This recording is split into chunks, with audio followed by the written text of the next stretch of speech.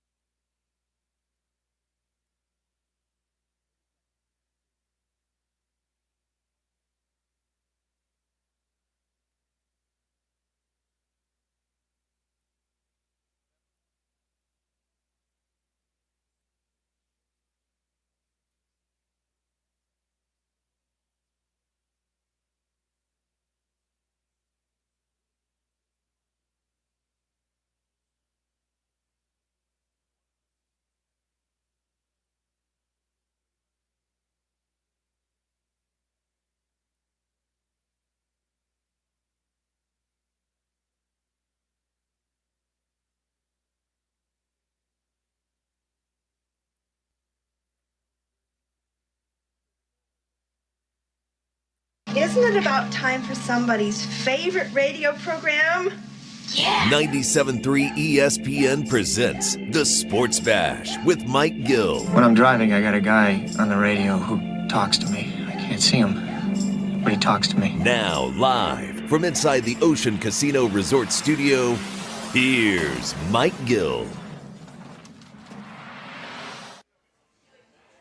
A happy hour Friday edition of the Sports Bash starts right now. We are live on location on a happy hour Friday here at Ventnor Social is where we are, 6400 block of Ventnor Avenue in Ventnor. We've got our good friend, the Lombardi Trophy, on hand here today. And it's funny, we're right in the entrance of Ventnor Social. So when you walk in, we are literally right there on your right. They've got an awesome setup in here. The first time I've been inside since the changeover. I was up on the deck a couple weeks ago, but this is the first time I've been inside of this place. Really cool inside. We got the Saquon Barkley leap over behind us on the wall here. And then look at all the baseball cards and football cards and hockey cards. I mean, they got a whole collection of old school cards on the wall when you walk in. Really cool spot. Mike Gill, Sports Bass, live, 97.3 ESPN. My on-site producer today is Nuggets. Earnshaw's in the house. Stop out and see us. Our setup today is intern Gina. She is really struggling over there. It looks like she is trying to find the step and repeat that will be the backdrop for the Lombardi Trophy when you stop out and get your picture taken. We had a great show, great people yesterday. We want to thank the people at Tuckahoe Inn. That was an awesome time meeting so many great people. But today we look to have another fun day here at Ventnor Social. The new Ventnor Social, we're going to be here once a month on a Friday throughout the month of the summertime and then into the football season. So July, August, and September will be there. Of course, this is our June appearance here with the Lombardi Trophy. Easy to do. Stop out, get your picture taken. Bar open. Bar looks really cool. Upstairs open. Deck open. Place to eat. Food looks awesome. Cool menu. Do it all right here at Ventnor Social today. It's not a beach day, so we should have a bunch of people checking it out. All right, let's get into the particulars today. We got a busy show. Sixers draft class. Yesterday on the air, I asked for Broom. I got Broom. So I like the way the Sixers went in the draft. I like the Edgecombe pick. We've established that, but I want to talk more about why Edgecombe and Broom, to me, make a lot of sense for the Philadelphia 76ers. Phillies got beat yesterday. They did score a run for the first time in about 30 innings. But after the game was the big story. After the game, Max Kepler was asked about his role on the team, essentially. And Kepler, I don't want to say didn't hold back. He held back a little bit. He was asked a question and answered. Asked and answered. Was he happy with his role on the team, essentially, was the question. And he basically said, no, I was told I was going to be an everyday player. And right now, I am not an everyday player. Do we have a problem with Max Kepler's comments? Should he have, A, not said anything? B, is he accurate? Is he the best option? And should the Phillies be saying, you know what? This is not a platoon. Max Kepler, you are the guy in left field. Play every day. Because he's saying, well, I really haven't been able to get in a rhythm. I haven't been able to kind of get myself going because I'm not in the lineup every day. I find this to be a fascinating one because Kepler's not wrong. If they told him he was going to play every day and then pulled the plug on him, he has a legitimate beef. But two, has he been given enough of an opportunity and hasn't done anything with the opportunity? So then are the Phillies within their rights to say, we gave you the opportunity, you have not grasped it, and therefore you are no longer the everyday left fielder? This one's interesting because, quite frankly, these platoons, we've been saying it all year, they're not working. The left-handed side of the platoon, nor the right-handed side. That's the problem. The left-handed part of the platoon's not working, and neither is the right-handed side. But does Max Kepler have a gripe here that he was told he was going to play every day? He's not playing every day. Is he the best option as opposed to Otto Kemp, Buddy Kennedy, and any other partridge in a pear tree, Weston Wilson? Should he have been getting at bats against left-handed pitching even though he has been struggling against it? It's a fascinating conversation that has hit the boiling point now because of how inept the Phillies offense has been. Yeah, there's a couple of ways to look at it, Mike. By the way, happy to be here at Ventnor Social with you on site. We're going to have a lot of fun today. Listen, this is an interesting dynamic with Kepler because he really hasn't performed. He started in 60 of 81 games. He's played in 72 games. And it kind of goes back to the center field thing. Remember, we've talked about with Rojas before. The conversation is, are they getting enough at-bats to really get a chance to get going, right? And Kepler's played in 60 games. Is that enough of a sample size for him to really get going, to see left-handed pitching? That's the question. I don't necessarily have a problem with what he said, because if he was given an ultimatum saying, look, you're going to start, you're going to be the everyday left fielder, then, hey, he should have, that's a promise that the Phillies made to him when they signed him, and he has not. He's only played 60. He started in 60 out of 81. I'd say an everyday player plays at about 90%. Well, or how starts long at about does 90%. the promise last if you don't perform? In other words, hey, I don't even remember. Did Kepler get the opportunity right off the bat, or did they pull the plug out for him in like week 1? Was it like, hey, you went 0 for 3 against a lefty the first week of the season, and now you're done? I don't really remember. You said he's played 60. Started in 60 out of 81. Out of 81. So he's missed 20 games. I'm imagining they're all against left-handed pitching. Right, for the most part. How many games did he get against lefties to prove that he can hit lefties? I mean, that's going to be easy to find here in just a second. I would imagine that if you just look up what his numbers are against lefties, you would see how many at-bats he has against First lefties. game of the year, Mike. Mackenzie Gore, left-hander. Kepler started. Okay, so then how many games has he started against a lefty this season? I mean, how many times has a left-handed pitcher pitched? This whole thing, I get asked like this question all the time. Why is it the lefty thing? Righties don't have this problem. No, Three generally times. don't. 3 times against the lefty starter. He's had the opportunity. So he has started 3 games. Is that what you're saying? Yes. 3 games against a left-handed starter. And he's hit 142 in those games with 1 homer and 2 RBIs and a 242 on-base percentage. So those numbers are not very good. But I can even say here, that's not a big enough sample size to rip the guy. Now, that being said, against lefties in 38 games this year, 49 at-bats, he is hitting 222. The problem is he's hitting 205 against right-handed pitching. Hasn't been good enough. How do you – he's actually been better against lefties than he has been against righties. So how do you then say you're going to play every day, but then we're not going to play you every day? We're actually sitting you against lefties, which you've actually done better against. I don't know how to – here's what I would say, okay? I have pontificated about this topic often in that I don't know how Dave Dombrowski convinced John Middleton to write the check for $10 million. It is one of the life's big mysteries here. How did Dombrowski go into Middleton and say, I need a check for $10 million and I'm going to sign this guy? Here's the way it should have possibly gone down then. Kepler should have saved him from himself and said, Dave, I don't fit on your team.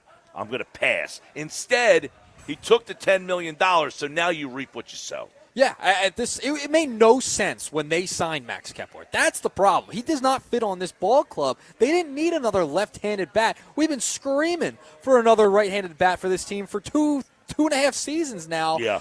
The signing altogether didn't make sense in the offseason, and he has proven why it didn't make sense. We saw the writing on the wall when they signed him. He didn't even have to take a step into Citizens Bank Park to play for the Phillies to know this wasn't going to work. All right, 609-403-0973. That's the text board, 609-403-0973. I want to hear from the listeners out there on this one because I'm kind of in the middle. I actually have a side there, but I'm in the middle of leaning one way or the other. But there is no universe, to me, where any of the Phillies lefties deserve to play every day. No. However, are they actually better options than the right-handed counterparts?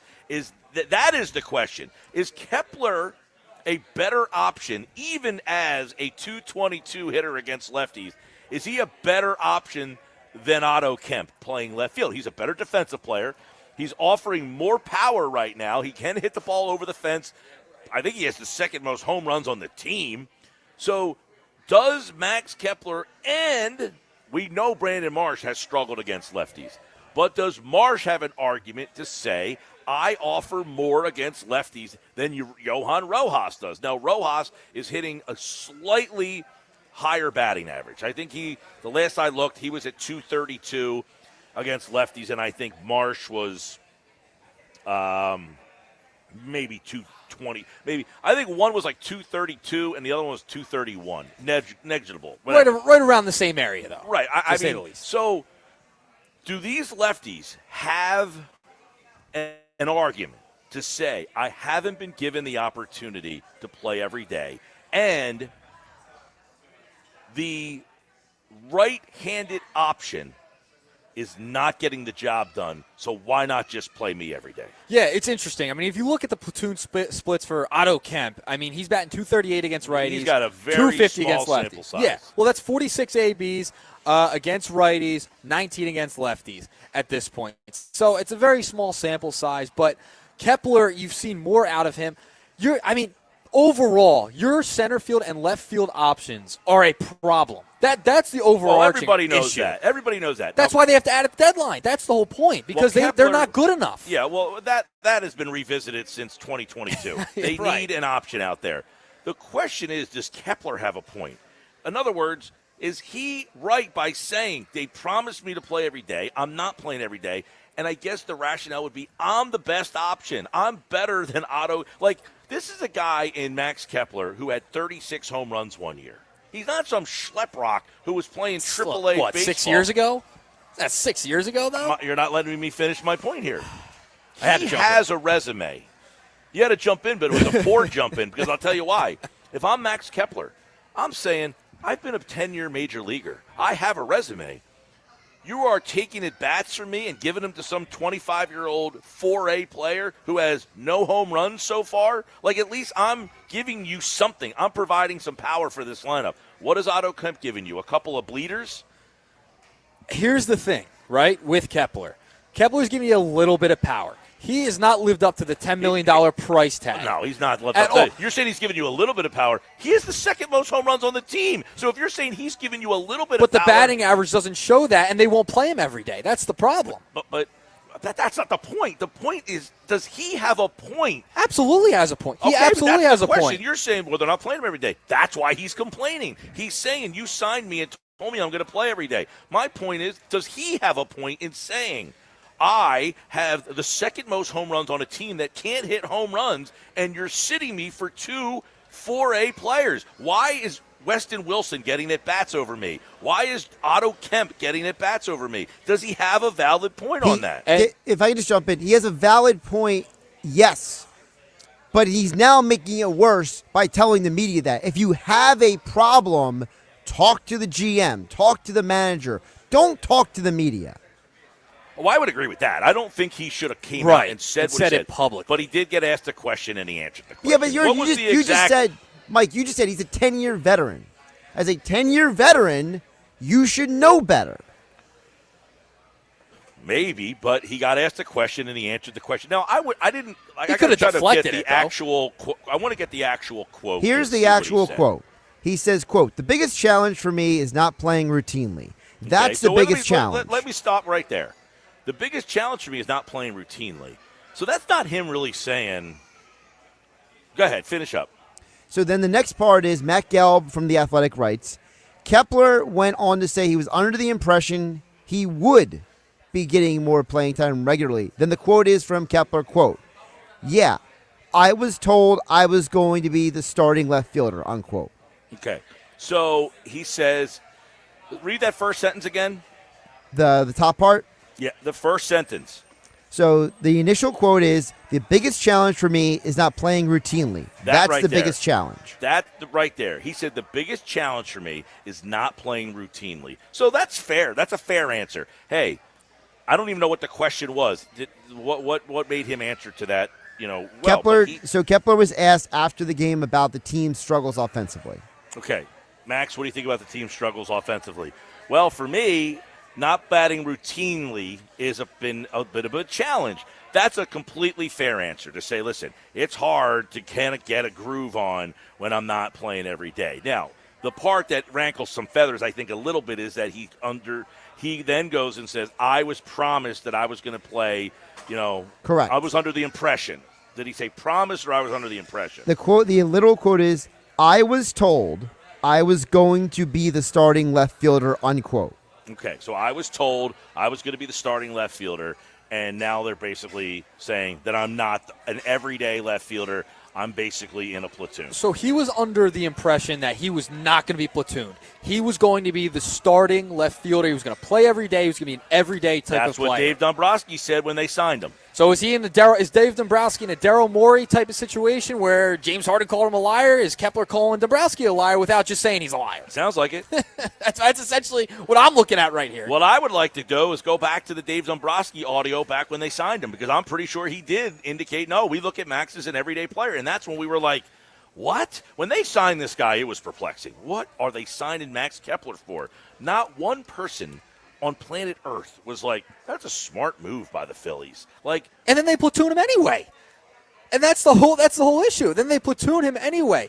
And that begs a broader macro question. Are they platooning too many guys and not allowing them to even get an opportunity to get going offensively? Is that a macro question that we should be looking at? Even in center field, at second base, should they be platooning this many guys? I know it's across baseball this happens, but sometimes you might have to look at your roster and be like, this might not be working out as well as we thought.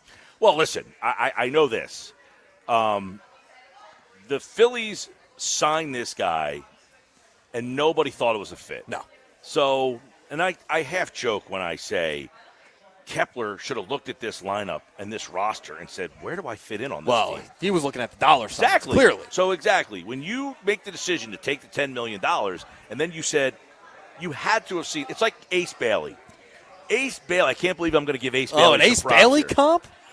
Ace Bailey looked at the Sixers and said, I don't fit there. I got no shots. There's no shots for me in this offense, right? There's no shots for me in this offense, so I want to go a place where I'm going to get my shots. Max Kepler should have looked at this roster and said, where am I going to get, good at-bats with a team that is so left-handed oriented? No, I don't want to play here. Pass. Yeah, he could have seen the writing on the wall, right? Because they're so left-handed dominant, he could have saw. That's what I think. They might platoon me at some point if I really start struggling. And listen, you're absolutely right. Okay, I'm looking at this roster, and I say they got Schwarber, lefty, Harper, lefty, Stott, lefty, Marsh, lefty. I'm left-handed. You're going to tell me they're going to put 5 left-handed bats in their lineup every single day? How can Max Kepler not see that? So this is what Dave Dombrowski said the day that Max Kepler signed with the Phillies. Take a listen. Well, we look at him playing left field for us, and we talked about this beforehand. And he hasn't played, first of all, he is a good outfielder, so he reacts well to the ball. And as Sam Fuld, who's had that same experience, has said, it's, if you're good at one, there's a little bit of adjustment with the big ball comes off the bat to left field. But when we talk to Max, easy adjustment he feels for him. And surprising, this is one of those that sometimes you try to do some digging. In the minors, he did play left field some. And actually, we had somebody that's been a close friend and associate of our organization that we called and asked him how he did out there. And he said he was an outstanding left fielder. And that guy had been named Terry Ryan, who was with Minnesota at that time. So Terry saw him. We called Terry when we were thinking about signing him. We've always spoken very highly of Max. He said makeup-wise, great, tremendous. We've actually tried to acquire him in the past without success.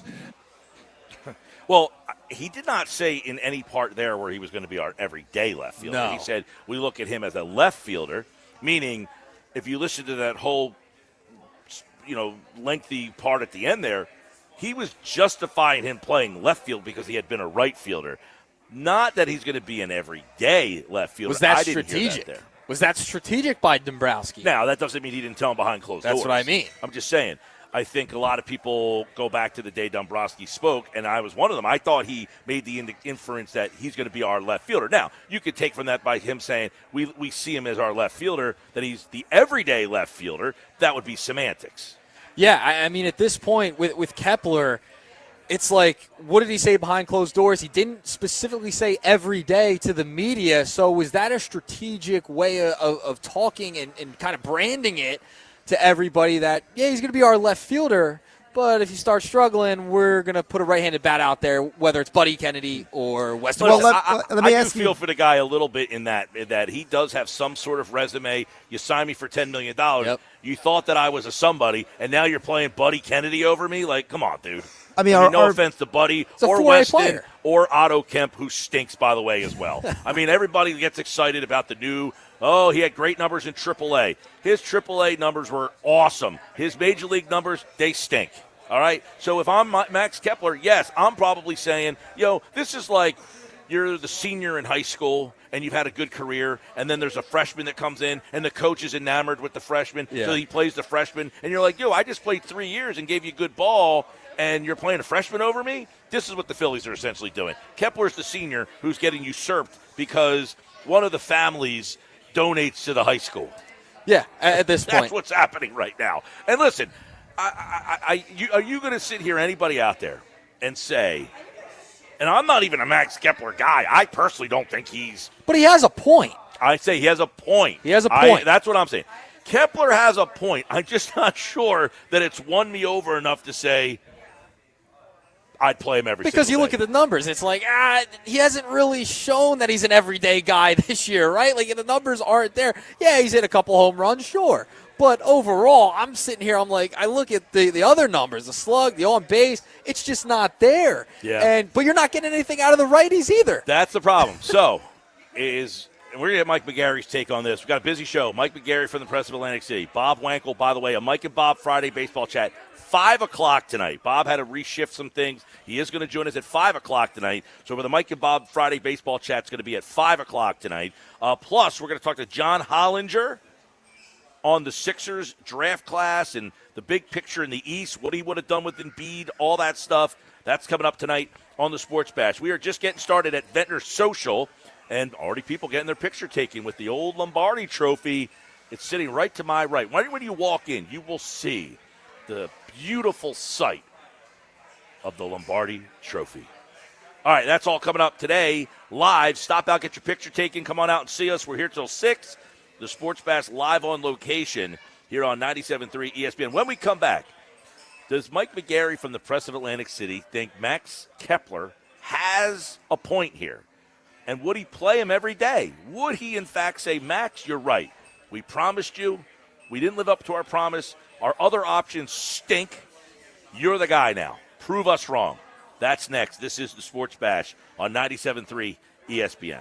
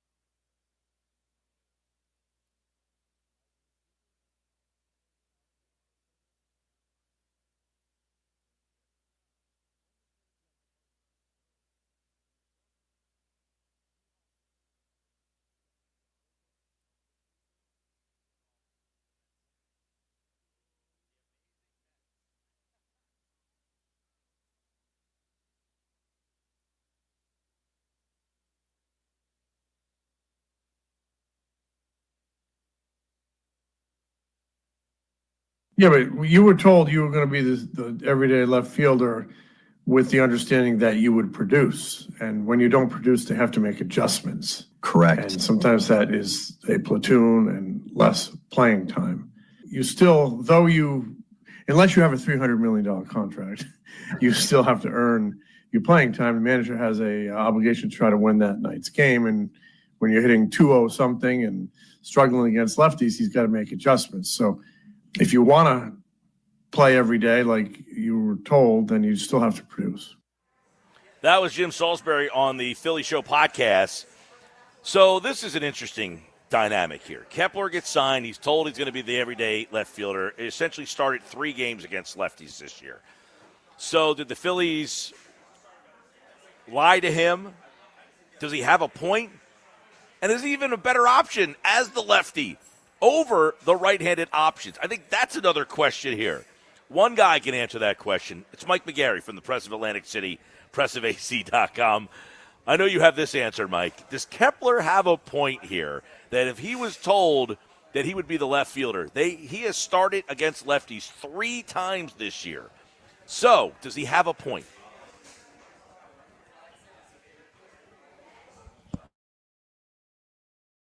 Like he has eaten up right-handed pitching, and if he was dominant against right-handed pitching, or even, I don't want to even use the word dominant, I'd use the word confident against right-handed pitching, because what I've been disappointed by Max Kepler the most is inability to hit right-handed pitching. If he was something right-handed pitching, then he could be say, hey, you told me I was going to be the everyday guy, and you're not giving me a chance against lefties. But here's a guy who's not hitting righties. So how am I going to put him out there against lefties?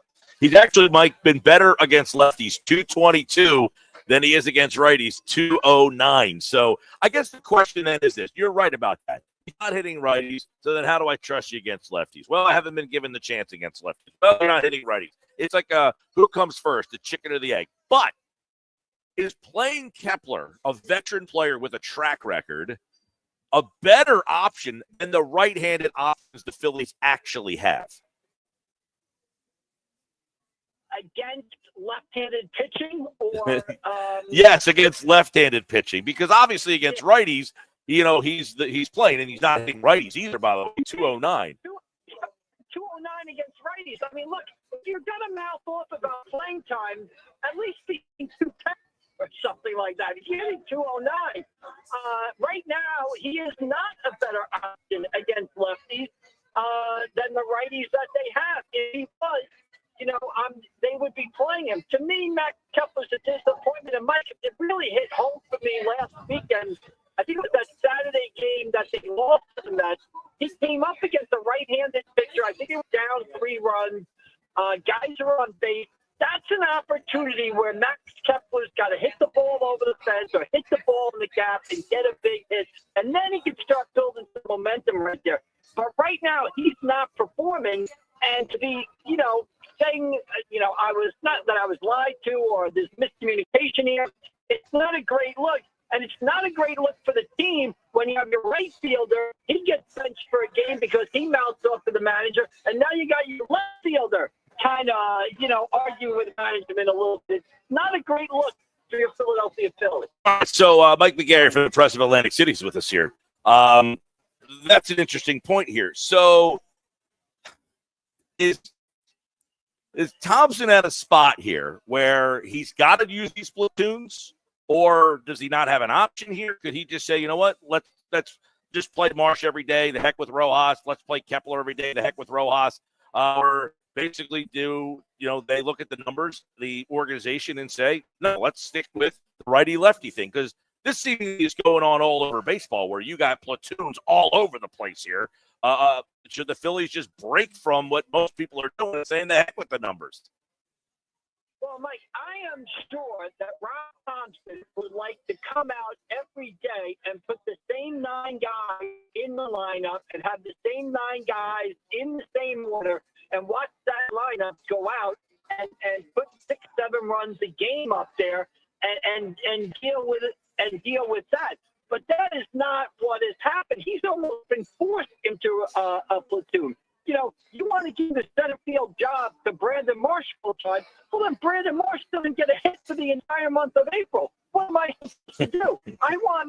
Kepler to be the everyday left fielder. He's batting 209 against right-handed hitters. Right-handed pitchers. That's it. He's supposed to be hitting, 280 against right-handed pitchers and struggling against lefty pitchers. So these guys have been given the opportunity, but they haven't grabbed it on either end. And as a result, you've got Rob Thompson now searching, almost like buying lottery scratch-off tickets and hoping you scratch off a $100 winner, basically. That's what the lack of production from these spots has caused the manager to do. Mike McGarry from the Press of Atlantic City, our guest, of course, here on a Happy Hour Friday. We always enjoy, of course, the conversation with Mike. And you're right. I mean, you're basically, I think I agree that most managers would like to say, hey, this is my lineup every single day. These are my guys. And unfortunately, in the world of today's baseball, the analytics say, no, you don't bat 9 every day. You bat based on who's pitching this day. And if it's a lefty, you're hit a righty. The other night this came up. I want to get your opinion on this. The Astros had no respect for the Phillies right-handed pitching hitters.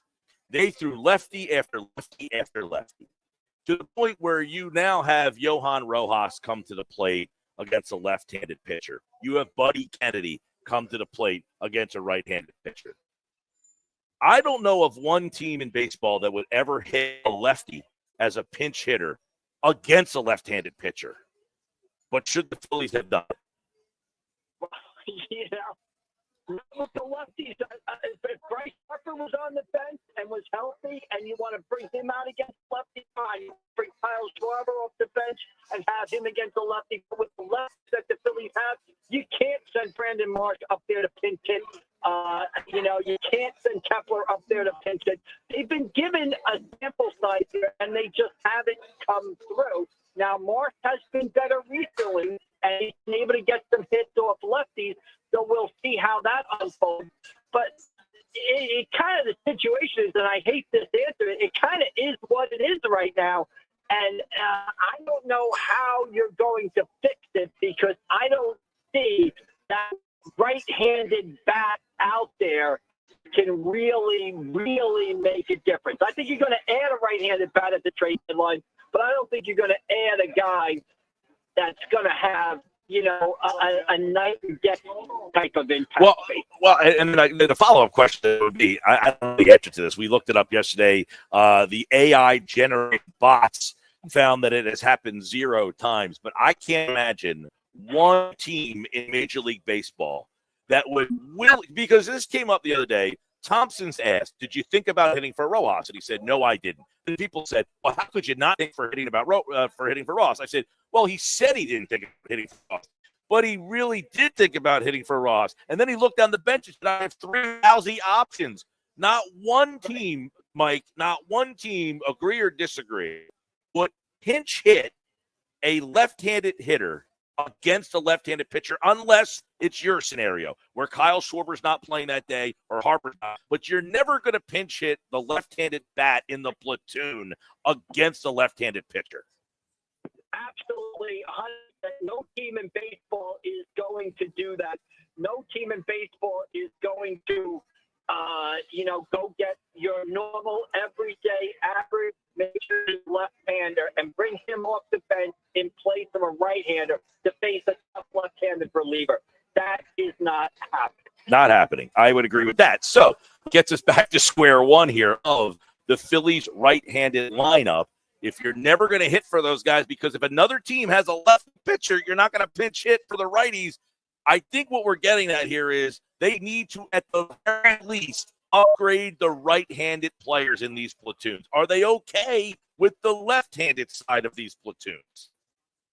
Well, I don't think you're okay with either side of it right now, except Brandon Marsh has played better. Let's give the caveat there that he has played better for the last month. He's gotten a couple of hits with left-handed hitters, left-handed pitchers, so maybe he's headed in the right direction. Kepler has not, you just said it before, 209 against righties, so he's on the side of the platoon. I agree with you 110%.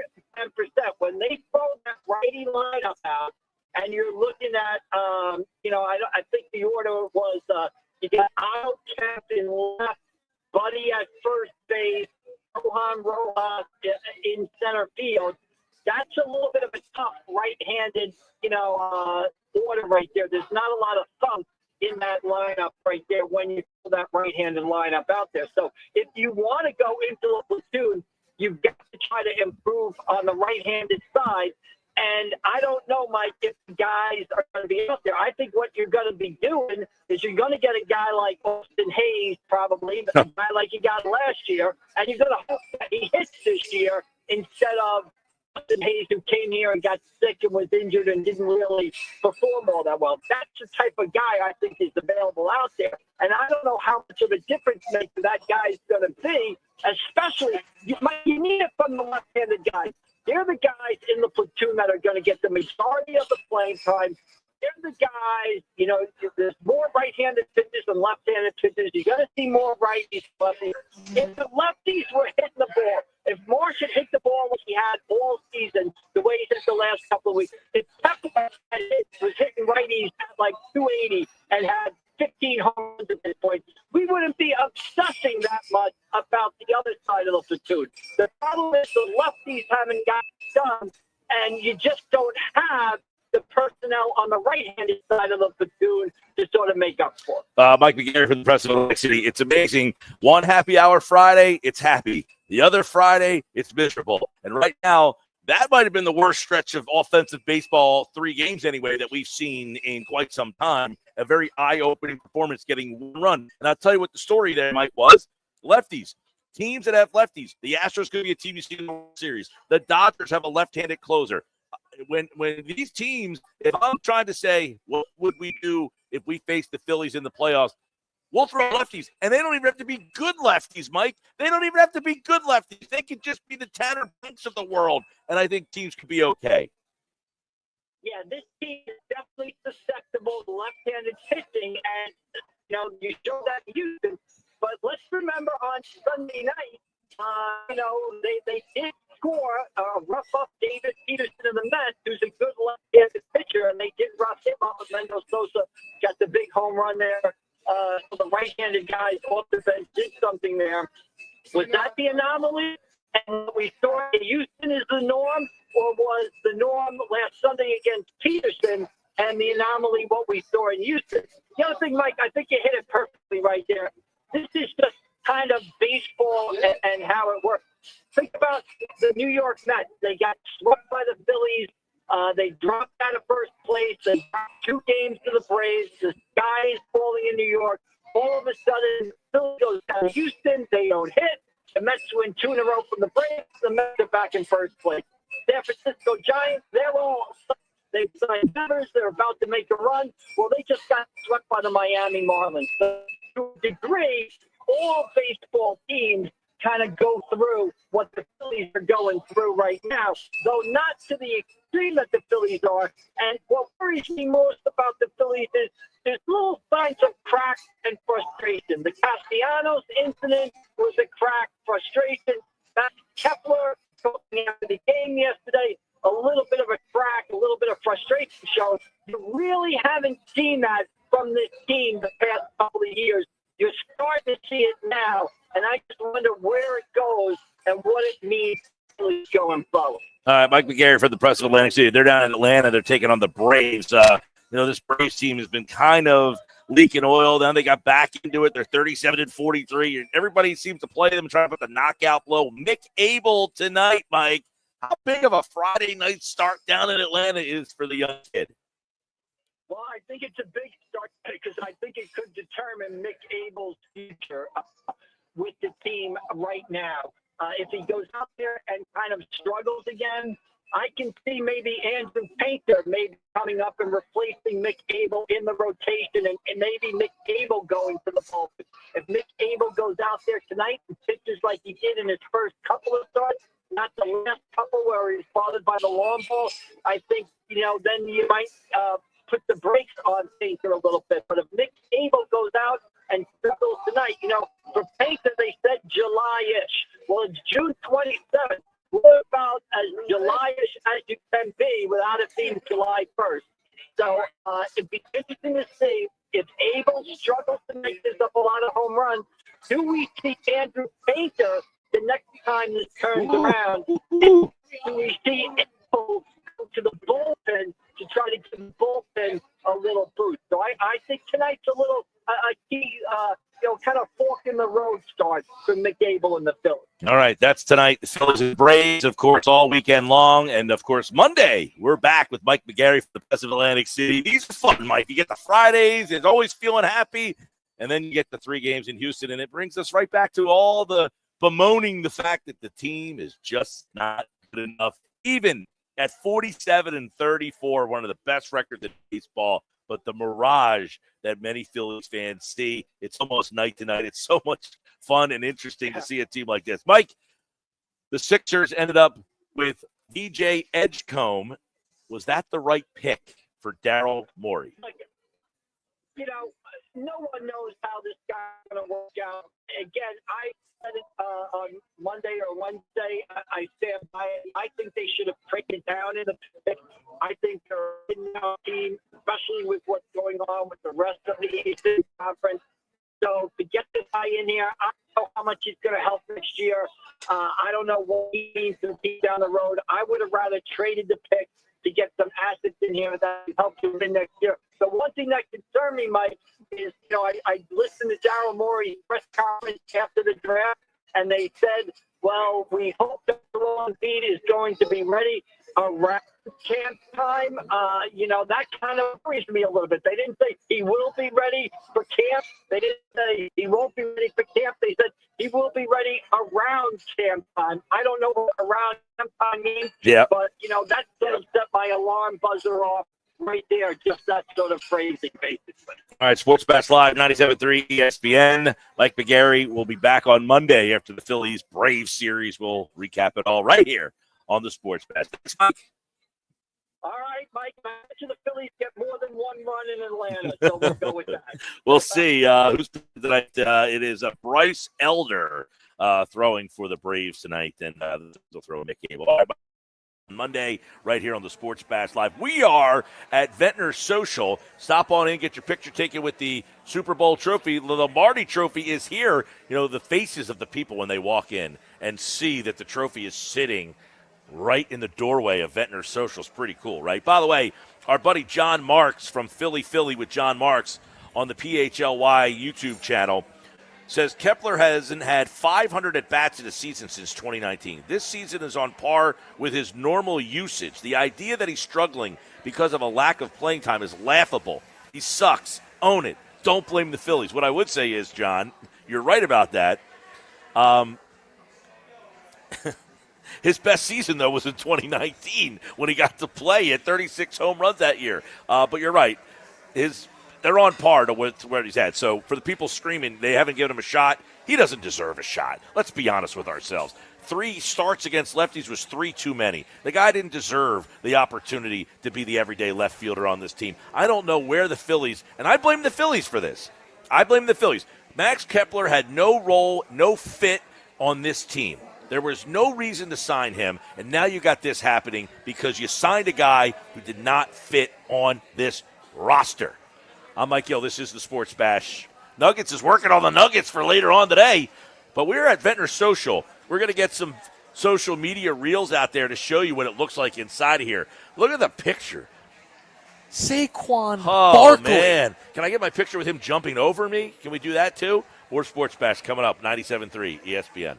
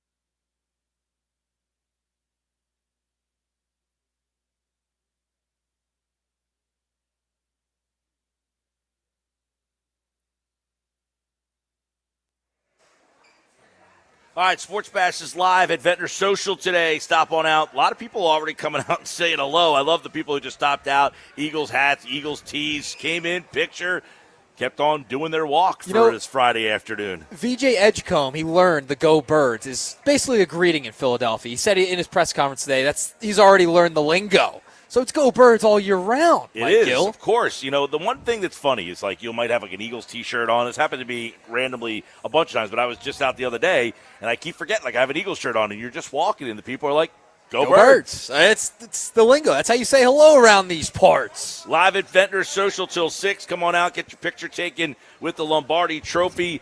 We got a lot happening coming up next hour, including we're going to get into the Sixers. Did they nail this draft? That's next. This is the Sports Bash on 97.3 ESPN.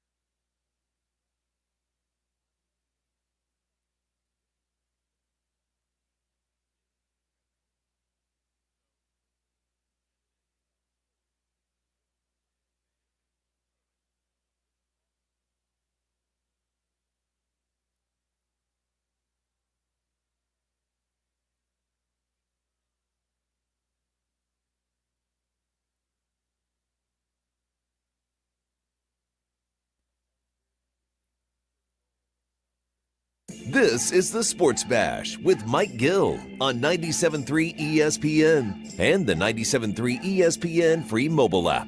Now live from inside the Ocean Casino Resort Studio, here's Mike Gill. All right, Sports Bash Live, 97.3 ESPN, the 97.3 ESPN free mobile app. And don't forget, live video streaming on the X platform, YouTube, at Mike Gill Show. The NBA draft is in the books. What are some of the big storylines, including Philadelphia?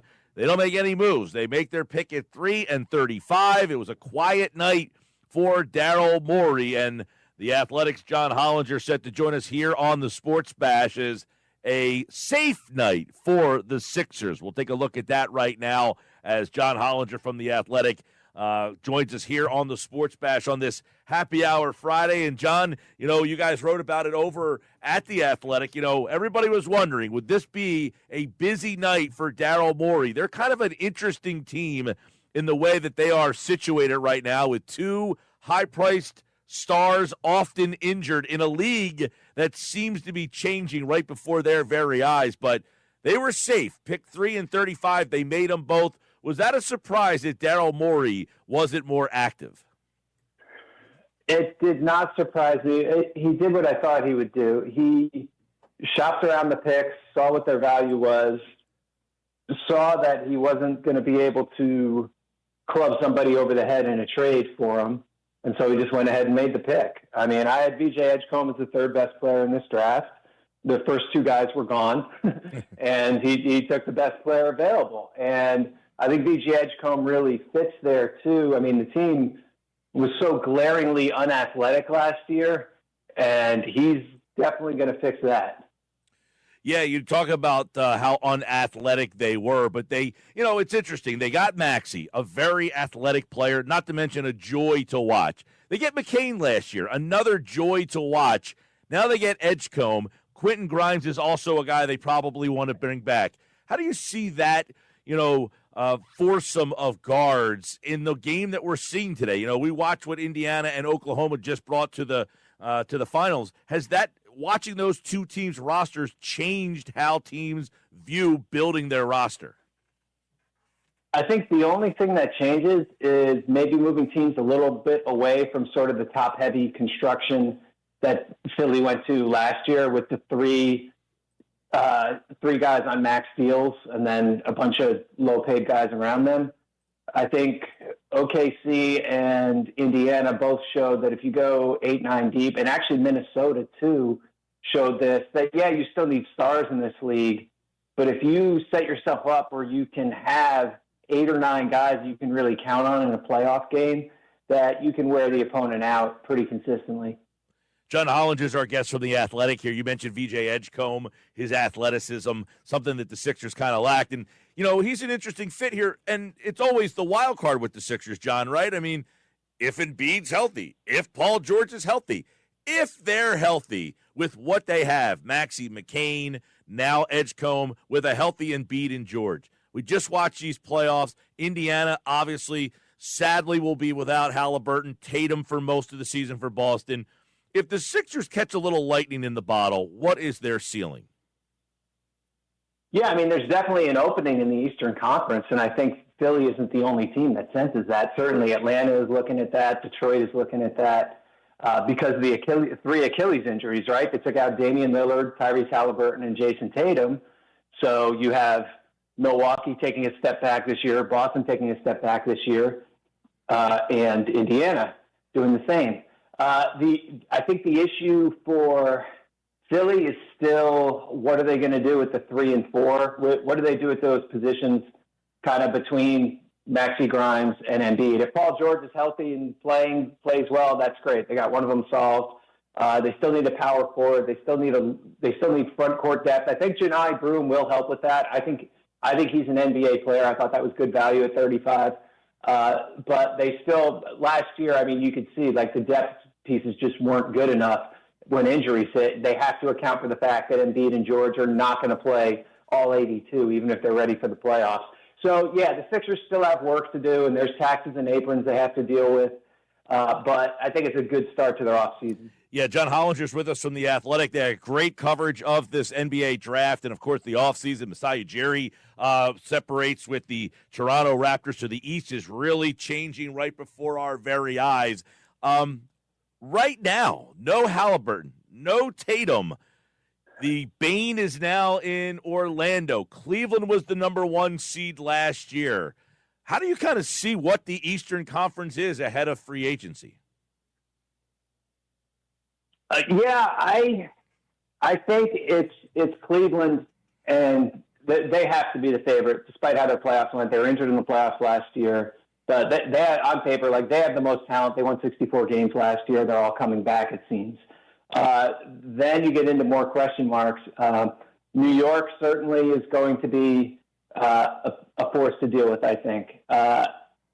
After that, right, like I said, Boston, Milwaukee, Indiana, all taking a step back. Orlando, I would say, is probably the number 3 team you have to watch out for after trading for Desmond Bane. They had a lot of injuries last year, but they have a lot of young talent, really good on defense. So I would say, I would probably handicap it kind of Cleveland, the favorite, then New York and Orlando behind them, and then kind of a lot of wild card teams trying to move up into that conversation. John, I know that you've been a part of NBA front offices before, and I would love to get your insight on Philadelphia in terms of the Embiid George thing. If you're Daryl Morey sitting there, did you try to make calls? Did anybody call them?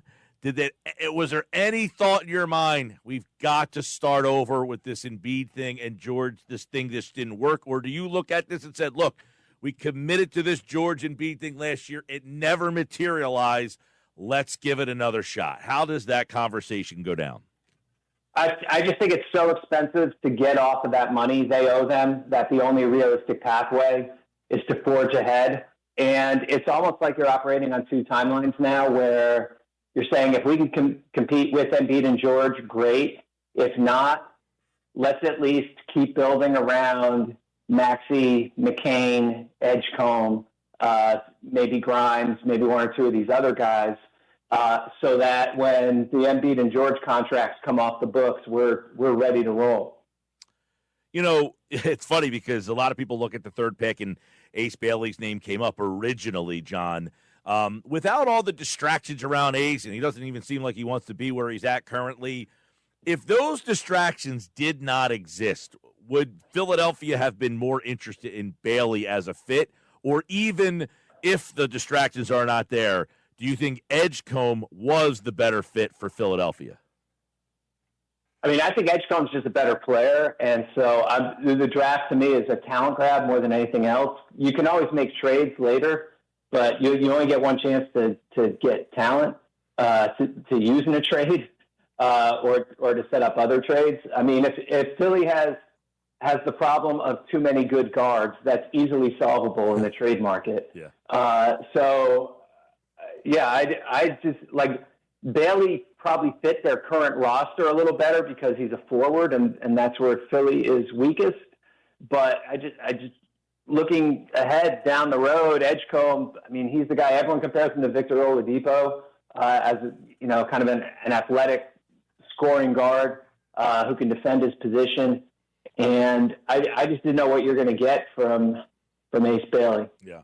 What are some of the things Edgecombe can do right away on a team like this? Which is interesting, John, because usually a bad team drafts you, and then you're in a situation where you're one of the key offensive cogs right off the bat. That almost doesn't have to be the case for VJ with Maxey, McCain, and, by the way, the former MVP and Paul George here. So what can Edgecombe add to this team immediately? Defense, energy, athleticism, transition. I think those are the biggest things immediately. He's still developing as a playmaker. He's shooting. He struggled at the beginning of last year, but I think it got a lot better as the year went on. All the background on him is really strong as far as his work ethic, character, and all that. So that should help him continue to improve. But yeah, to me, I mean, he's just kind of that juice that Philly lacked last year, and the athleticism, the transitions, the easy baskets. I mean, I think that's where he's going to help the most in the short term. Talk with John Hollinger from The Athletic. Great stuff so far, John. Broom in the second round. He was actually the guy yesterday on the air. I said, I hope they land Broom, just a tough nose guy, block shots, defense. Kind of an interesting fit for today's NBA, but felt like something Philadelphia's lacked. They had Bona last year, a very athletic, up and down kind of guy. But many times you're watching, one of the takeaways from these finals is these second-round picks, these cheap, inexpensive guys, putting the peripherals of these rosters together. Do you look at Broom as a contributor with the style of game he has bringing from Auburn? Potentially, yeah. I mean, I think he can help right away. I mean, he's a little bit different. He's an older player. He was the second best player in college basketball last year. Left-handed, not really a true floor spacer, but very good operating, kind of passing, handling the ball from the elbows, gets his body into guys, gets shots off. So good that way. I think on the defensive end, he probably does not offer as much upside as a Dean Bona, but he's just a much more skilled offensive player. And so I think he'll help that second unit quite a bit. Yeah, you mentioned Bona and how athletic he was last season. He got a lot of minutes in the Embiid, injury situation. So that's something there. Drummond, whether he comes back or not. So that will be always the story behind Embiid has been a disaster during his entire career, right? I mean, Philadelphia has to be one of the toughest teams if you're a coach. If you're Nick Nurse, you go to training camp and Embiid's there and you're installing an offense around Embiid. And then when he goes out, the other guy has nowhere near the skill set as Embiid. How difficult is that to be able to adjust when Embiid, in fact, does not play as opposed to when you have him? Well, the thing for Philly is that at least they know this coming into the year. And so it's less of a shock to the system when he's not there and they just sort of dip into their no Joel offense on those nights. I think that's a thing actually a lot of NBA teams have had to adjust to. Certainly the Clippers, for example, with Kawhi Leonard being in and out. And you just have to be adaptable in this league. You never know on any given night which guys are going to be your rotation. That's just the way the league sort of works now because the injury rate is so high. So it's something for Nick Nurse to ponder because it is different when it's your best player, obviously, that's in and out this way. But I think the fortunate thing for him is he has the pieces. He has a shot creator in Maxey, so it's almost like he has the Embiid offense and the Maxey offense, and he can toggle between one and the other. Right, that's the thing, John. You make a great point. Is like, hey, when Embiid's healthy, you're putting in the install offense for him, and then when he goes out, it's like, well, we didn't really work on not having, but now it's almost like we have to have something for when he goes out because Andre Drummond or Bona or Broom, none of them can hit an elbow jumper with the consistency and regularity that Joel Embiid can. So that's where doing things like that is very difficult. One thing, John, I wanted to get your take on is we saw Indiana and what they did and that roster, and obviously the Halliburton thing might change things. But is that the NBA? Did we watch the NBA kind of make the change right before our very eyes between a league that was a LeBron, Curry, Durant, that era? Are they championship teams with those players on it, or is the new era just jumped into the limelight and grabbed it this year? Man, you skipped right by Giannis and Jokic. Well, my follow-up was going to be, because Embiid is in the Giannis-Jokic era, and is Embiid able to get one as we're kind of watching a transition here? Yeah, because those three guys got 6 straight MVPs, I think, and then this year it was Shea, and Shea's team won the championship, and it's almost like that now it's that era's turn, where is it going to be that, right? The Sheas, the Lucas, do they have the Rock now, so to speak? Yeah, that's I think that's a really interesting question. Anthony Edwards is probably another guy in there. The league has leaned so long though on LeBron and Steph to carry the mail for them, and it's just inevitable that there's just not that much time left on that, and that these guys aren't going to be playing in June probably. And so the league does need new faces. Well, the faces, we'll see. We'll see if this new era passes over even that middle era. Because, yes, you got the Currys, you got the Durant, you got the LeBrons. They're kind of, and maybe even Kawhi, is he kind of in that group there? That era, it looks like, yeah, they can get you to the playoffs, but can they get you a title? Then you have the middle group that has had their championships, but are they done now? The Giannis, the Jokic, Embiid's never got one, obviously, and have they now been passed over by the next era? That is what we're looking at with this new NBA. It was a great draft 2 nights. John Hollinger and The Athletic did a great job of covering it all. You can check out all his pick-by-pick analysis over at theathletic.com, and he was kind enough to join us right here for a little breakdown of the Sixers night on the Sports Bash. John, thanks so much, man. All right, thanks for having me. A senior NBA columnist, ex-Grizzlies vice president of basketball operations. Great stuff from John Hollinger there. And if you read his article over at The Athletic, which I did, I will give you his instant analysis of the 2 Sixer picks.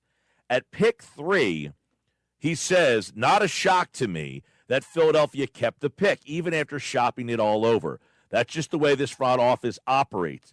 They want to find out the value of what they have first. Edgecombe was the number 3 player on my board and addresses Philadelphia's glaring lack of athleticism up and down the roster. So he liked the pick there.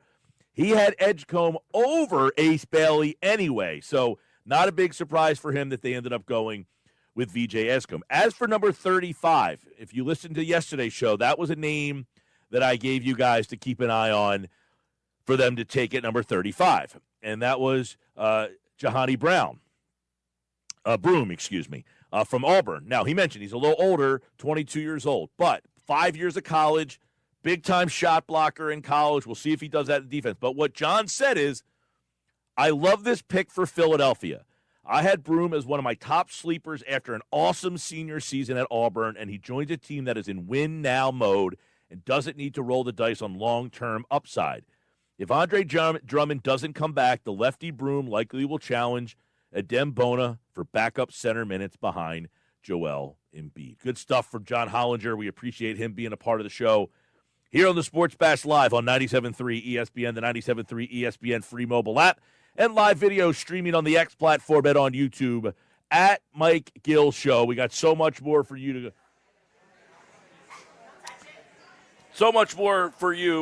coming up live today from Ventnor Social, which is where we are. Nuggets is getting the nuggets ready to go. Oh, I got them ready. They're cooking, Mike. It's They're about cooking. 1 hour. Now, did you put the food order in? Nuggets? Did you I get haven't, nuggets? haven't yet. Haven't gotten any nuggets. You just sat here for 20 minutes. Haven't gotten it yet. You just wasted 20 minutes of our time. We got that coming up. Plus, the Lombardi Trophy is here till 6 o'clock tonight. We've already had a plethora of people coming out to get their picture taken. We'll have up all the pictures and stuff on our social media sites at 973 ESPN. 5 o'clock hour, it's a Mike and Bob Friday baseball chat with Bob Wankel. He'll join us here. For those of you watching on the video stream, that's where we are today. Ventnor Social, 6400 block, Ventnor Avenue in Ventnor, the old Santucci spot, which used to be the hardware store, by the way, back in the day. Wow. This is the hardware store, right? Seeing a lot of familiar faces, friendly people, and a lot of Eagles jerseys. It's nice on June 27th. All the Eagles jerseys in the house. You see you got 1, 2, 3, 4, 5. I mean, we had like a party of people coming in. You got midnight greens. You got Kelly greens. They're all over the place. So bring out your birds here and stop out here to Ventnor Social. They got live music tonight as well. 6 and 8 live shows right here at Ventnor Social. We got more Sports Bash coming up. Sixers, you just heard what John Hollinger said. He liked both picks for the Sixers. We'll have more on the Sports Bash.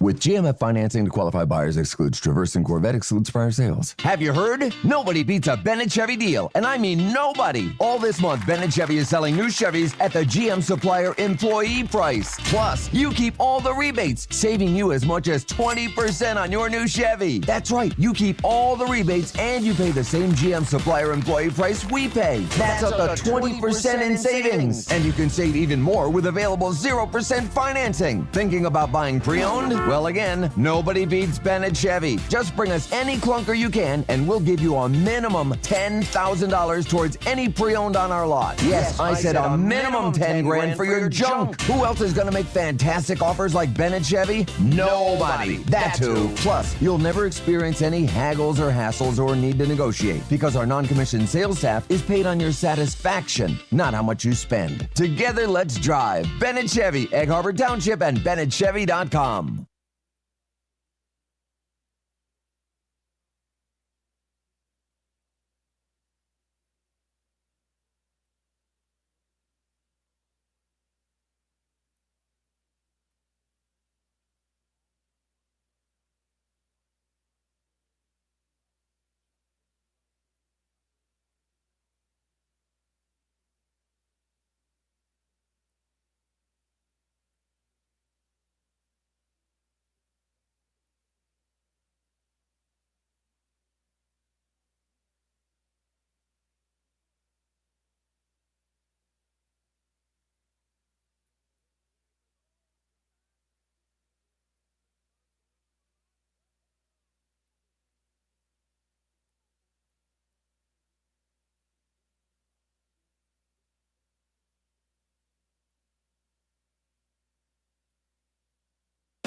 When you're hiring, have you ever felt like you're missing out on meeting great candidates? Well, they're not hard to find when you go to ZipRecruiter.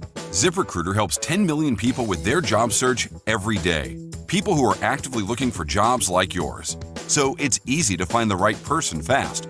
4 out of 5 employers who post on ZipRecruiter get a quality candidate within the first day. Try ZipRecruiter for free at ZipRecruiter.com/free. That's ZipRecruiter.com/free.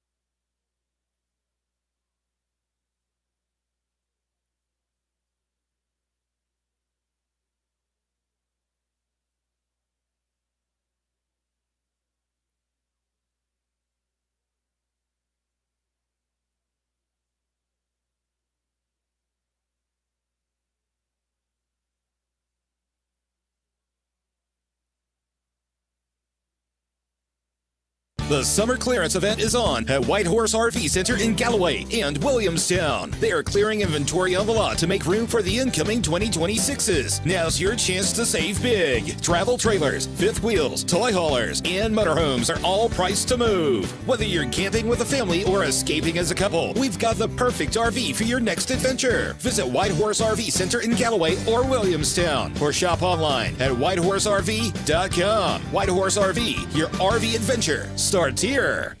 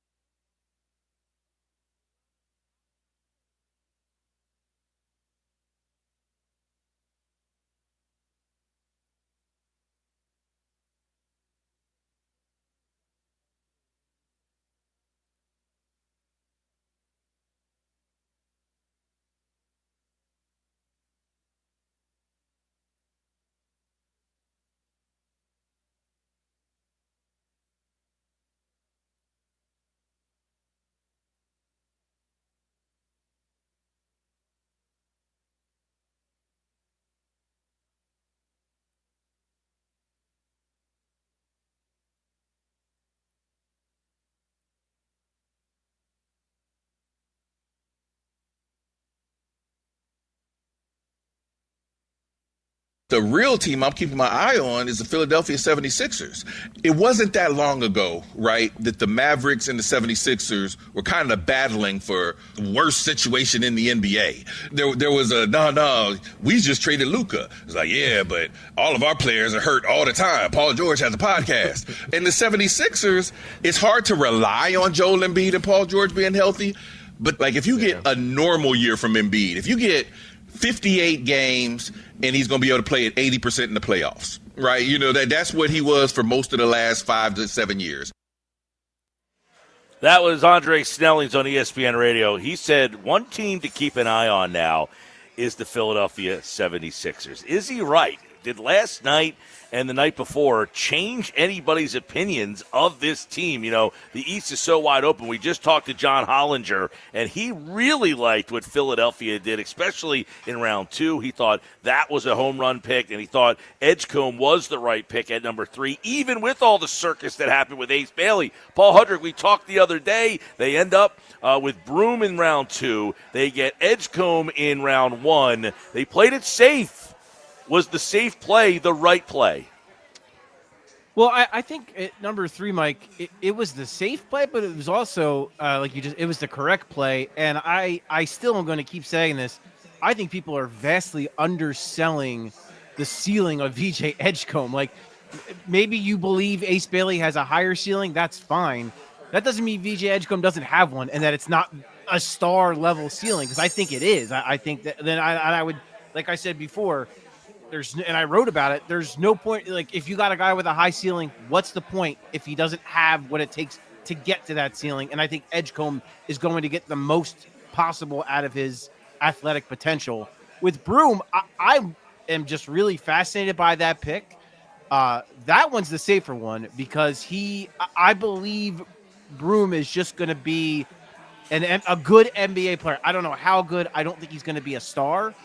But he's one of those dudes that, like, you just don't bet against a guy like that. He has overcome odds at every level he's played at.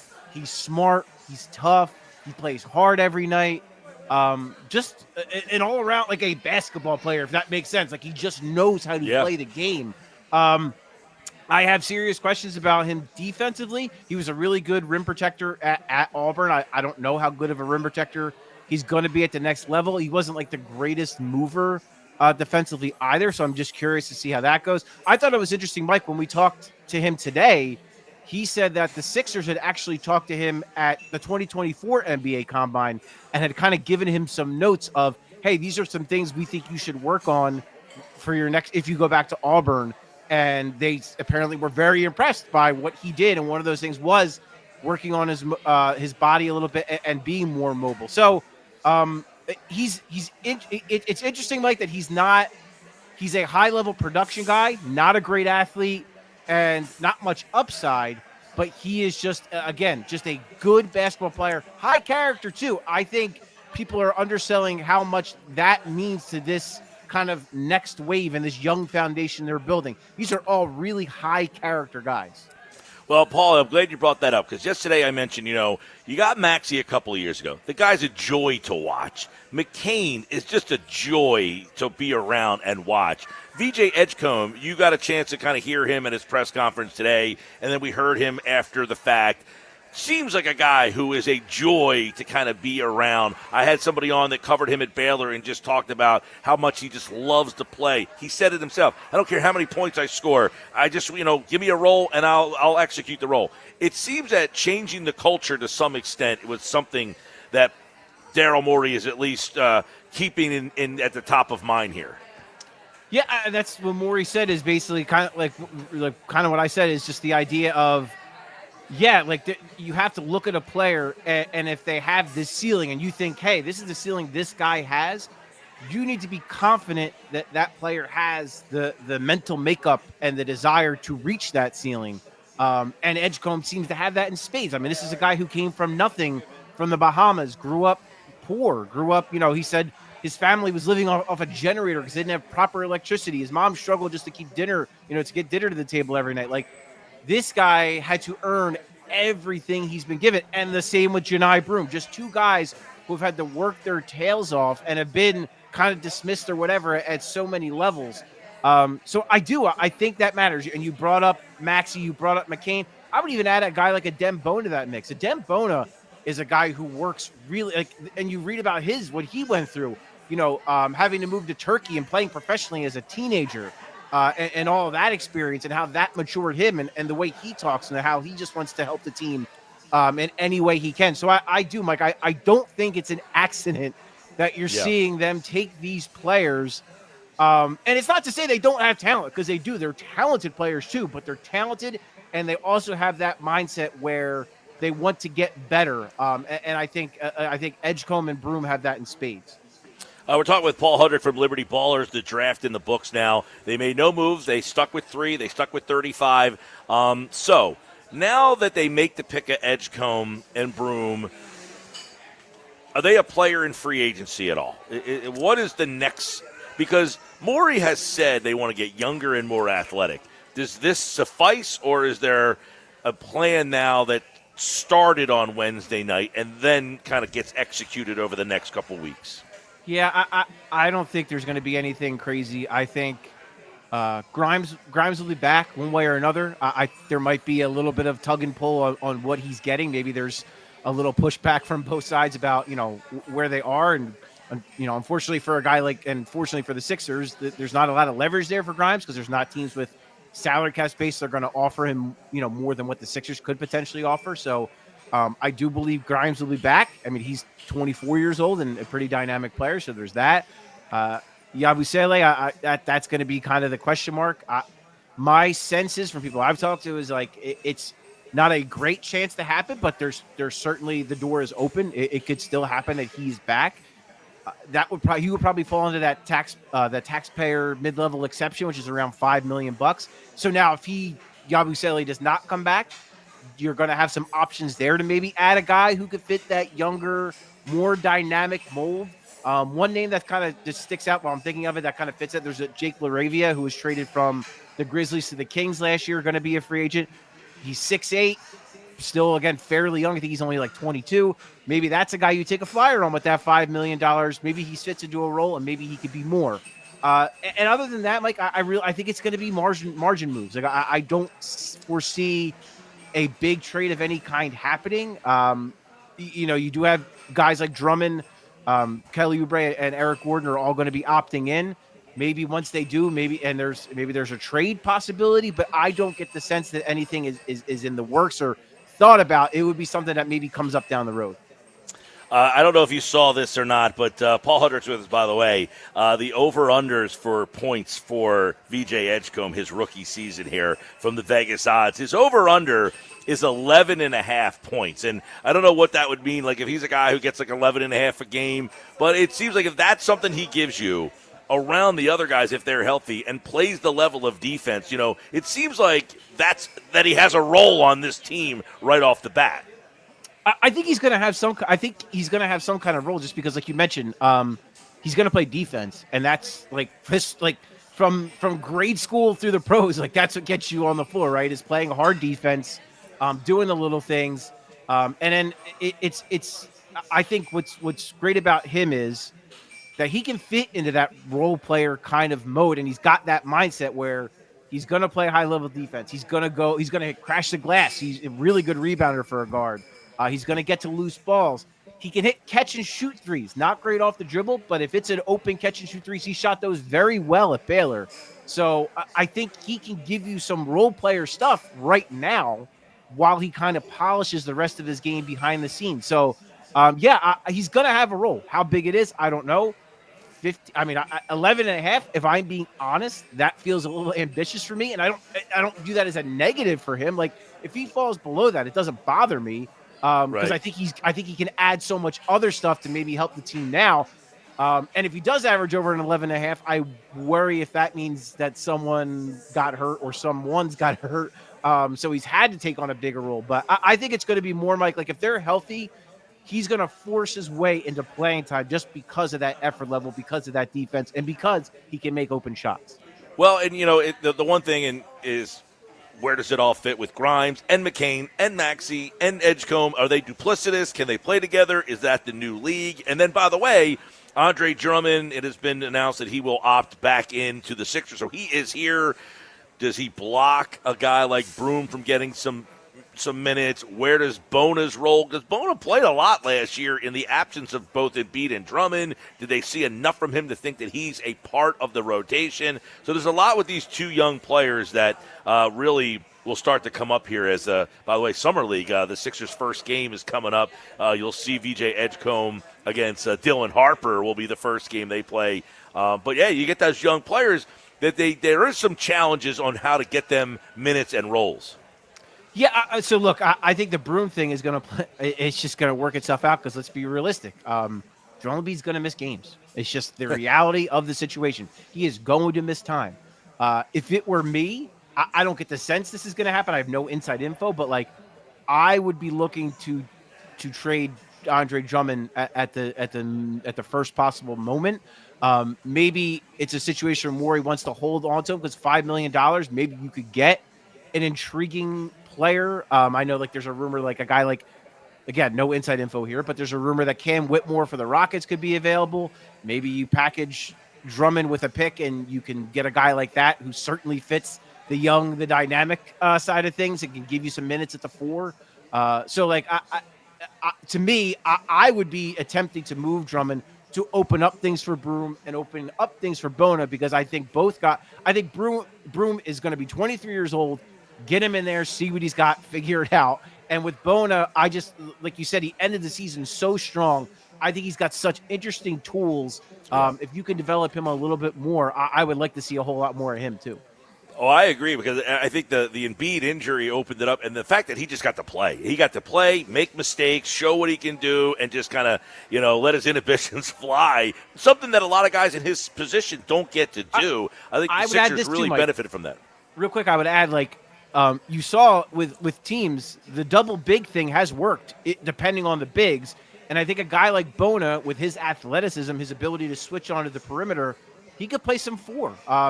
We talked to Janai Broom today, and he said, yeah, I think I can play 4 at the NBA level. So, it's not crazy to think that you could get some double big lineups, especially if you go to a 3-guard lineup. It might not be a bad idea to also have double big. So, I do think there's going to be some creative options for Nick Nurse, and I think he's going to take them. I think he's going to experiment and do some things. Well, and that, there's a lot of intriguing pieces. Edwards, who had a nice role last year, can he be a guy that takes that elevation? But the one thing is, and this is what John Hollinger kind of mentioned, is that they got more athletic and younger. It's something that they were so unathletic and so slow at times last year. That was the big takeaway is they are way more athletic and younger today than they were, at their height last year, which I don't know that they had a height. I mean, they had a nice stretch from Tyrese Maxey in January. That was about it. But yeah, I mean, even the two-way guy they signed, Hunter Salas from Wake Forest, I like him a good bit. He is a super athletic guard. He was a guy that some people thought could have been a first-round pick. Well, I studied him last year. I thought he withdrew last year, but I thought he was going to be an easy second-round pick last year. Shot 40% from 3. This year, he shot terribly from 3, and I think that tanked his stock pretty good. But he was a 5-star recruit, went to Gonzaga and struggled a bit, got to Wake Forest and became a star in the ACC. So and again, really great athlete. Yeah, it's another guard, but he's pretty intriguing. All right, Paul. Well, obviously, a lot of questions still to go. We'll see what happens here. They all center around. One of the things I asked John, who, was in a front office, which was, what's the conversation like with Embiid and George's contracts? Do you look at that and say, this is immovable? Do you think? And he's like, you've invested too much into these two guys. You got to take another swing at it, right? I mean, if this year the thing, the conversation about Daryl Morey, I think is interesting. I don't know that if what happens this year happens again, what happened last year happens again. I don't think it's justified maybe to fire Morey, but you almost have to just based on you're going to lose people. But if the injuries occur, because people are going to blame him for making the decision to sign those guys, right? And that's essentially what John is saying. It's you've invested too much in those guys. You almost have to take the swing. Well, and beyond that, I don't think John's wrong. I do, and look, it's. I think even Daryl Morey would tell you that that's fair. Like he should be tied to those signings because he made them and he hinged his. He signed 2 max players. Like those are huge, momentous moves that you wanted to do, and that ownership gave you the green light to do. So if they don't work out, it's on you. So I think Daryl Morey would agree that that's fair if that were to occur. But I would say too, Mike, we know Daryl Morey. He's not going to take negative. Like he's not going to dump an asset to dump a player. He held on to Tobias Harris's contract through the entire thing. And you think now he's going to turn around and attach like a first-round pick for someone to take Joel Embiid or Paul George? That's not going to happen unless a team gives him something that's of value that he wants for one of those players. It's just not going to happen. He will wait. And what you hope is, Mike, if you're him, if let's say, whatever, it doesn't work out this year as far as like the team isn't that good or whatever, first round exit, second round exit, you hope that Joel Embiid and or Paul George show other teams enough so that next year maybe you try again and maybe you could figure something out. So I right now, as we sit here, I see no path where it makes sense to trade either of those guys on so many levels. That would be the tricky part, though, Paul. If Embiid does come back, gives you a good year, gets 30 points a game, has 68 games and, whatever, and then people start to call you, then you have to make the decision. Do we want another year of this, or do we just cut ties? So we'll see what ends up happening here. But always good to catch up with Paul. The draft is in the books. Summer League is going to be starting up, what's that, next week? 2 weeks? 2 weeks? July 10th, I believe, is the first game. Yeah, a couple free weeks agency from that. coming up. Free agency, the Summer League. We'll have all the coverage right here on 97.3 ESPN. Paul Hudrick from Liberty Ballers, everybody. Check out all of their post-draft coverage. Thanks, Paul. You got it, Mike. Take care, man. All right, that's Paul Hudrick, everybody, on the Sports Bash Live. Summer League schedule, July 10th, 12th, 15th, and 16th. I'm a big Summer League guy. You a Summer League guy, Nuggets? I'm in and out of the Summer League. I'm in and out. I mean, it's not great basketball. It's not great. Josh, who's the biggest Summer League guy you know? Aside from Mike Gill? Well, the answer would say it's you, Mike Gill. It's Mike Gill, big Summer League guy. Big Summer League guy. There's only one Summer League. Out there in Vegas? Nick, there's only one guy I know who loves Summer League more. It's my guy, Joe, from high school. We went to high school together. That guy, I think he might be the only person who watches more basketball than Mike Gill. I'm a big process guy. Part of the process is watching these Summer League games and trying to find the nuggets, man. I have bad memories of the Summer League, man. Ben Simmons getting injured. It's just bad. Bad. Stick around, everybody, because coming up next, we're going to see how well Nuggets can spell. Oh, boy. You ready for that challenge? I'm ready. You'll hear why. It's our unsportsmanlike moment of the day next on the Sports Bash Live on 97.3 ESPN.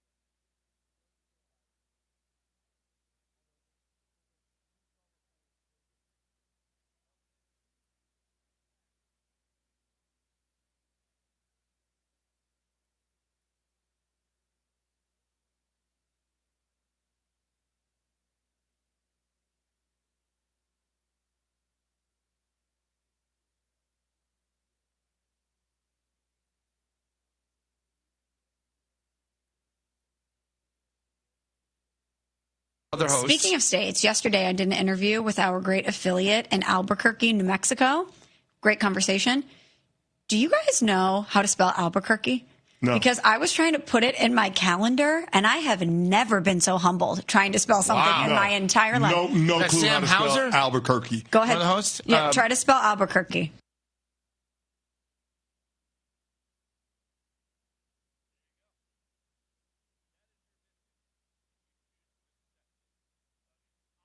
Do you know how to man. spell? That was our unsportsmanlike moment of the day this morning, where Michelle Smallman apparently did a guest spot on the ESPN radio affiliate in Albuquerque, New Mexico, and she said, I don't even know how to spell Albuquerque. And if you listen to the guys try to spell it, we had to cut that off because you would have heard a lot of wrong answers that I don't want to give you any help on. So, Nick's Nuggets, can you spell Albuquerque? I will try my best. My Division III education is going to come out in this one. All right, here we go. ALBERQURCE.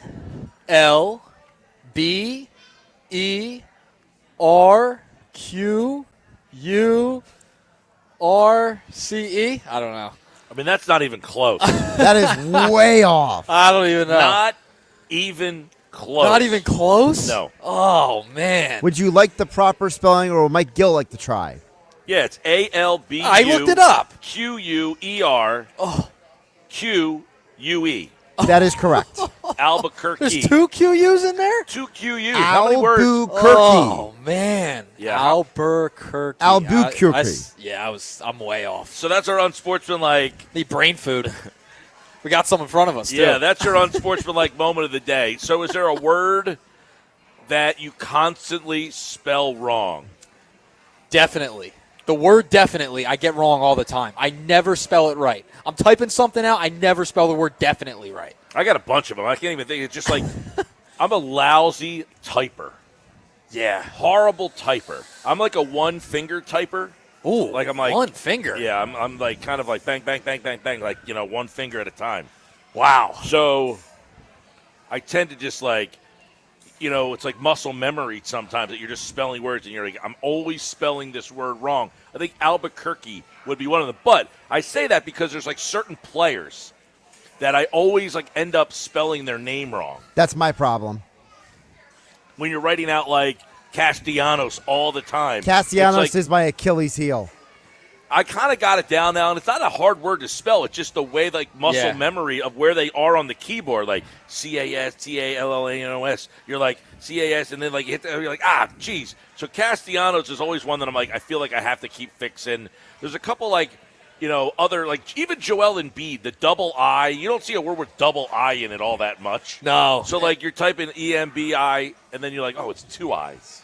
I don't get that one wrong very much. But you know what I do? It's just weird. It's the double I. So it's like when you're typing and you have to hit I twice. There's not too many words in it where the letter I is repeated. Sometimes I'll type too fast and I'll skip over a letter. That happens. That happens all the time with me. All the time. You really had to put me on the spot and spell Albuquerque. Now I'm going to get ripped. Well, I better get ripped. I mean, Michelle Smallman put Evan Cohen and Chris Canny on the spot today, and they both got it wrong too. All right, good. Yeah. Two QUs. I thought there was only one. Well, you were way off the rails early. You went with an ER in there somewhere. Albuquerque. I don't know. Albuquerque. I thought I was close. It's funny because I was confident too. I was really confident. You thought you were going to nail that? I thought I was going to nail it. Wow. I thought I was going to nail it. It's, at least in the beginning half. The first half, second half, I wasn't sure. But the fact I got it wrong in the first half. Is there a word out there that people always spell wrong? 609-403-0973. I'm interested, because there's a lot of weird, like, names of stuff in our area. Yeah. That, like, you say them, but they're not really said the way that they are supposed to be said. Hamilton and Hamilton always get mixed up, too. That's like a big mix-up. Well, you got the people that, like, here we say Buna, but in other places they say Buena. Yeah. You got the Apsagami. Some people will say Apsagami if they're not from the area. Right. I've heard a lot of people say Vinland, even though it's Vineland. So stuff like that. What's your word that always, makes you kind of cringe when you have to spell it? 609-403-0973. Hey, we are at Ventnor Social here in Ventnor, obviously. We got the Mad Mutts mozzarella sticks. These were on Shark Tank a couple weeks ago from the guys down at Tony Baloney's. These things are unbelievable. Nugget said he's sweating from the mozzarella sticks. Sweating. Oh, my gosh. Football at 4 is next.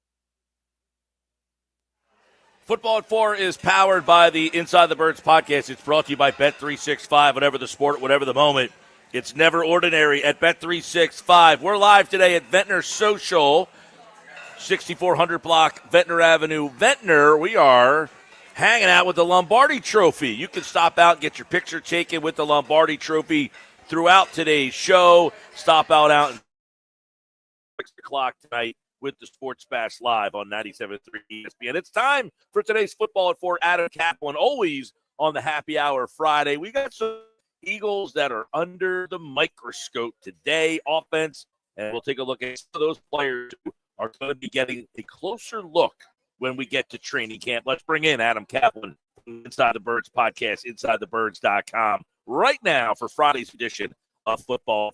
Adam, what's up, dude? How are you? Good to talk to you, Mike. Yeah, on this segment, Mike, we're also going to talk about coaches, too. We're going to include them under the microscope. On last Friday's show, we talked about players who could have some important roles and what this might be and what they're going to look like from what we understand. But this one is when we get to training in less than 4 weeks, there will be some coaches and players we'll be having an eye on. And we're going to start with coaches. And the first one is obvious. And that's Kevin Patullo, who's Nick Sirianni for 18 years. They worked together with the Chiefs in 2007. I was very close friends. And this is the first time Patullo has ever called plays. He's worked close with quarterbacks and receivers over his career.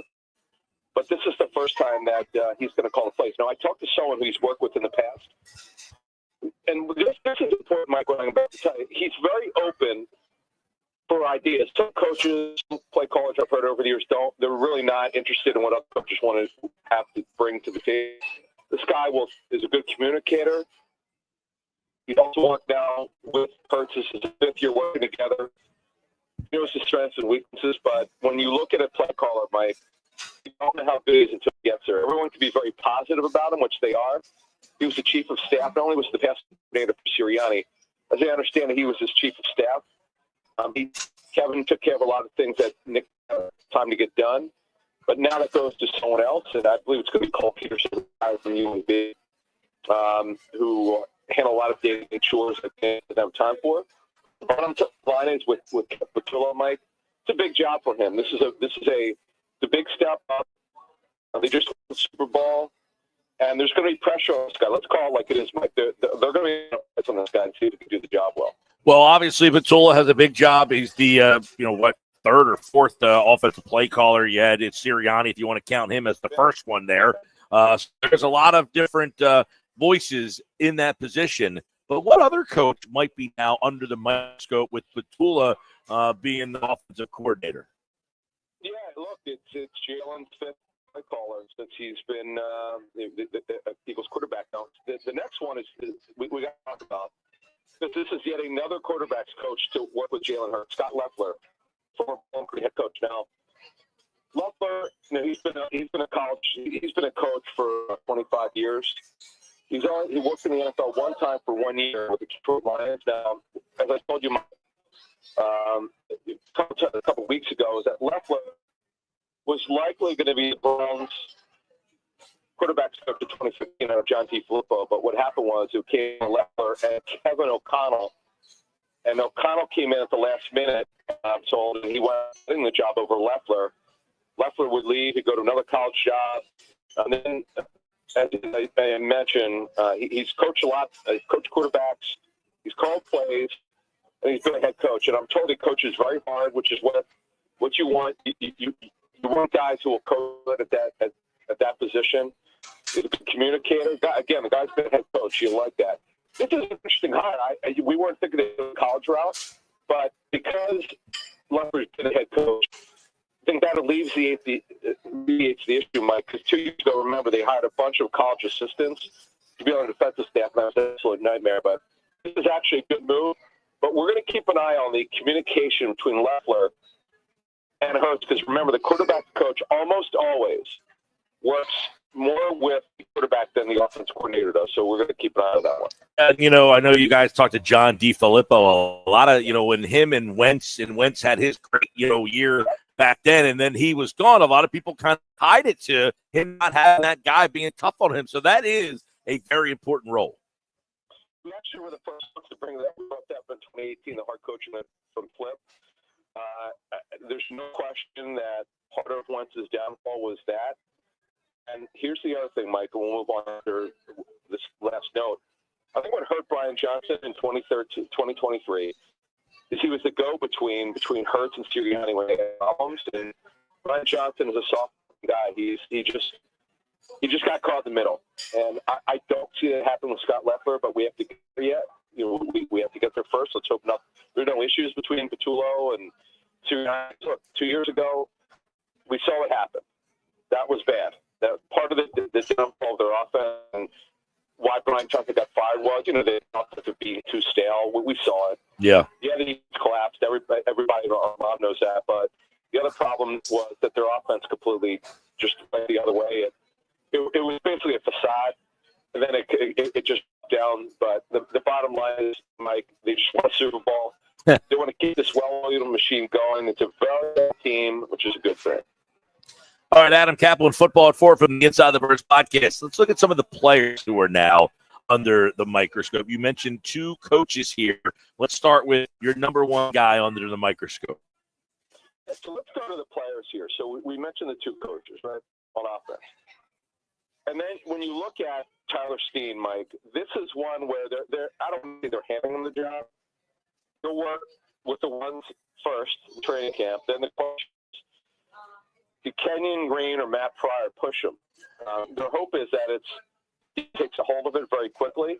If you remember 2 years ago, Steen struggled so bad as a rookie transitioning to guard that Cam Durgan took the job right away. In fact, Steen was allowed to compete for the training camp. But now he walks into it to the new job, but he's got to keep it. Now, they didn't sign Matt Pryor to start. That's not what they're thinking. They signed him to be a backup lineman, one of the first guys off the bench. That's what their hope is. That means with Tyler Steen will win it. Kenyon Green, look, the Eagles were trying to clear cash, as we reported at the time, $8.5 million with C.J. Johnson. We understand that. They also like Kenyon Green. I know Kenyon Green struggled mightily with we know that. He was a first pick for a reason. He just never lived up to it. This is, he's on the 5 year of his rookie deal, Mike, so he'll get a chance to compete for a job. And the guarantee on his contract is so low, Mike, he's not guaranteed to make it. He's really going to have to prove himself at training camp, Kenyon Green, just to make the football team. All right, Adam, we know Saquon Barkley. In fact, we're at Ventnor Social today. There's a mural of him leaning over a Jacksonville defender. It will go down in history forever as a play. But who behind him should be under the microscope? I would say both, Mike, because the number 2 job is open. As we noted, Mike, as soon as they signed, we said Dylan, we could tell you, was signed to be the closer. If they get a big lead and their goal is not to have Barkley wear down, they're up by 17 points in the fourth quarter with 10 minutes left. There's a very good chance they're going to go to A.J. Dillon. Well, I say that, Mike, that's if he makes the football team. Let's not forget, Mike, he got a very low-end 1 year deal. He got a 1 year deal for less than $1.4 million. The guarantee on his contract is $400,000. That absolutely will not keep him on the team unless he plays well. He's got to perform well in training camp. But the problem is, Mike, if they wind up moving on from him, what ship is built to handle a high volume of carries? So if Barkley would get hurt and Dillon's on the team, they're obviously going to have to look elsewhere. The good thing is, Mike, there are several backs with size in training in free agency still available. Yeah. It's not like the Eagles would have leverage. Like they would have to worry about, who's out there? Well, Gus Edwards is out there. Jamal Williams is out there. Jeff Wilson's out there. Deontay Foreman's out there. There are plenty of running backs. They could wait. But the hope is that Dylan is what he once was. That's a guy who can handle a lot of catches. He's got great size. There's no question about it. On Thursday's show, Andrew was on, and we had some mailbag questions for Andrew. One of the questions for him was, is Anais Smith definitely the return man there? So I would imagine he would be under the microscope. He is. No, he's definitely not the return man. He's going to compete, we believe, with the punt return job. By the way, that was part of the reason why they transferred him. He's a power slot. That was the term we were given. So we put that on the show. What does that mean? He's a guy who's really well built. He's less than 5'11", Mike, but he's 190 plus. Very strong. He could run the football. He had 1 year in Texas A&M. He had over 40 carries. he's a very, very, very lowercase Debo Samuel. He's not as talented as Debo, to be clear. But Debo Samuel at South Carolina and also with the Niners is a jack-of-all-trades player. You could play him at running back, play a slot receiver. Now, the difference between Smith and Debo amongst many is Anai Smith cannot play on the outside where Debo could line up at the X, not really an X, but the Z position or slot. Smith is fairly the receiver, but he's very talented. He's just not healthy last season. So this guy, I'm really looking forward to training camp. And plus, he's a slot receiver. They don't really have one per se. We know Devontae Smith has done well when he lines up tonight. But they don't have a slot receiver. So this is a guy, Mike, who's got a real shot to make it, but he's got to prove himself. Yeah, we know that Anaya Smith, a draft choice last year. We'll see if he ends up being a part of the Eagles. Avery Williams, we heard what Sirianni said about him. Sometimes that's an eye-opening thing there. All right, one more guy that might be under the microscope here. Yeah, this guy is better because they don't have a backup center. The Cam Jurgens, who's had a major injury history. If you go back to Nebraska, he had a bunch of foot injuries. He just came off the back surgery.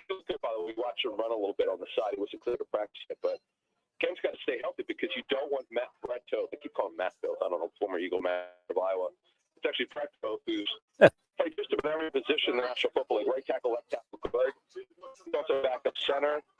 He's kind of like the guy who wouldn't leave, you know. He just keeps coming back. Undrafted free agent in 2019 out of Army.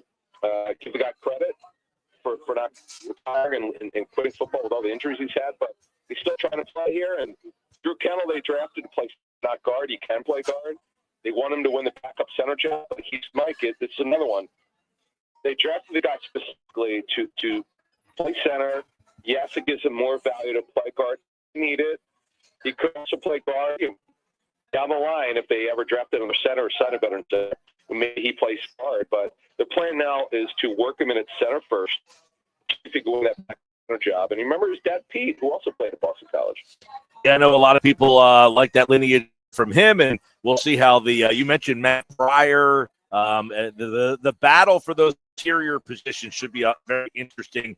But Tyler Steen, probably the top guy in terms of his non-returning starter back on the team. I mean, every other guy on this roster started on the offense last year, other than the right guard spot. So that will be an under the microscope spot. Adam Kaplan from the Inside the Birds podcast. You can catch that on all podcasting platforms and right here on Football at 4 on the Sports Patch live on 97.3 ESPN. All right, Adam, enjoy the weekend.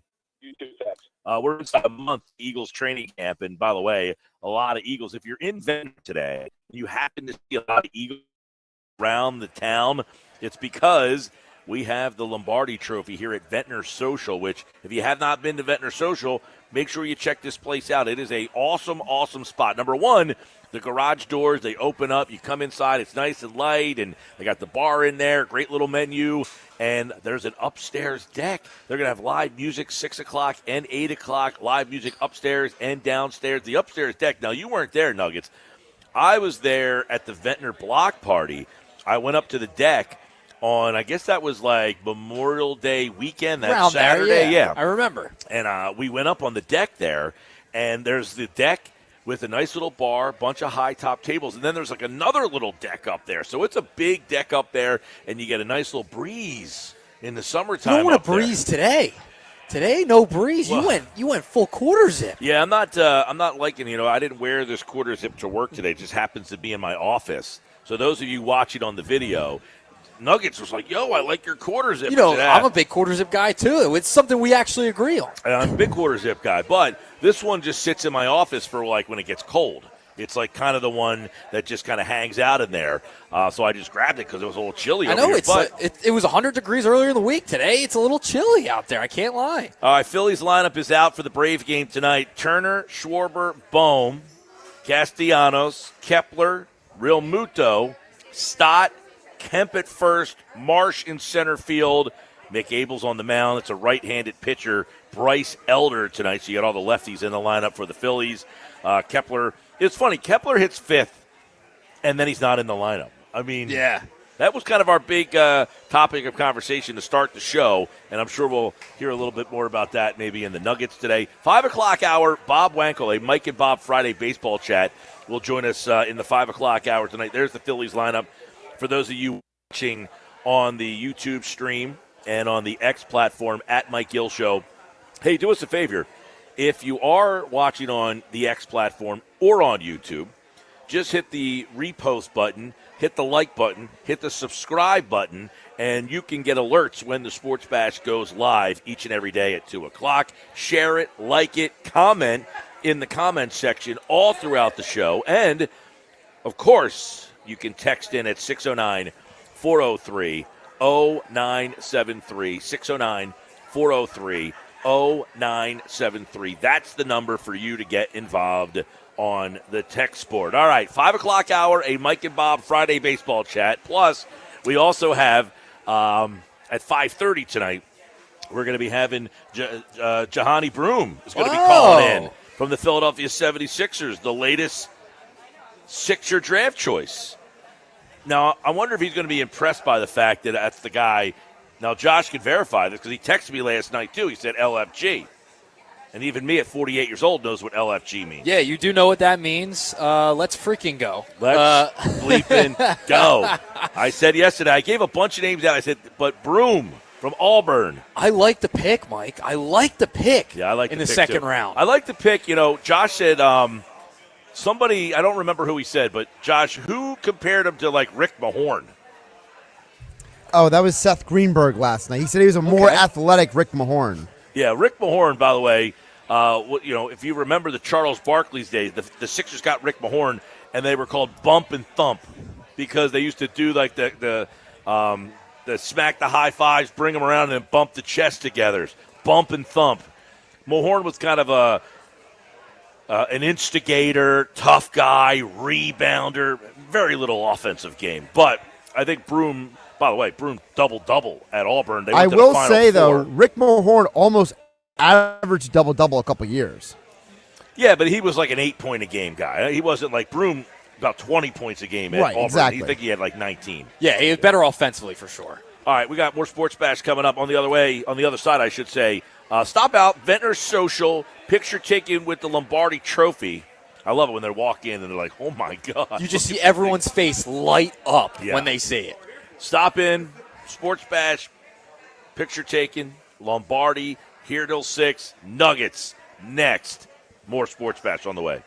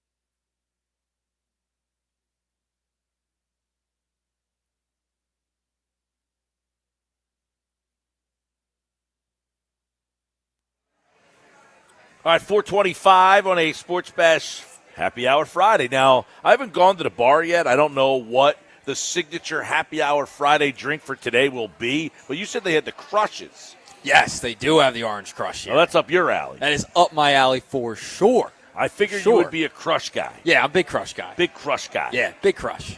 All right, time for Nick's Nuggets. That's Nuggets. We're live on the scene. Ventnor Social, great spot. Ventnor Social Sports Bar. By the way, I just noticed this. Did you notice this the whole time we've been here? They have like an arcade in the back. Yes, I went to use the restroom a little bit ago, and I noticed they have all these games back there that you could bring the kids and they can play in the arcade the whole time. Yeah, they're very family friendly, it says. So they got all some different drink specials, family friendly games. There's the upstairs deck, live music. And, oh, by the way, Sports Bash is here with the Lombardi Trophy. How many people have gotten their pictures taken with that Lombardi Trophy today? People have come in and out of this place nonstop. We've seen a lot of Kelly Green, by the way. A lot of Kelly Green today. There was a couple kids that just came in. They had to be about 12, 13, 14, somewhere in that range. And the kid stopped in his tracks. He was like, oh, my God. Stunned. Yeah. Well, stunned. Something to see, man. Something it is. To see. It's a spectacle, to say the least. Well, let's get into today's Nuggets. They're brought to you by The Hub, gear that works as hard as you do. Nick Earnshaw is host of the Shift podcast, and he is producer of the Locker Room Weekends on 97.3 ESPN. And he has today's Nick's Nuggets, not Nick's mozzarella sticks. No, the that was Mad hot. Mott's. A little Mott hot. sticks they have here at Ventnor Social. These were the Mott sticks from Shark Tank. That's awesome. I didn't go nuggets today. I went crab cake and mozzarella today. So I veered away from the nuggets today. But we're going to get into Nick's Nuggets real quick. And nugget number one, it kind of goes back to the start of the show in the 2 p.m. hour, Mike. And it's a bigger discussion around platoons is what I want to get into a little bit. Let's do it. Now, listen, the Phillies platoon center field. They were platoon left field because, Max Kepler was a little upset. They also platoon second base a little bit, especially with the season that Bryson Stott is having.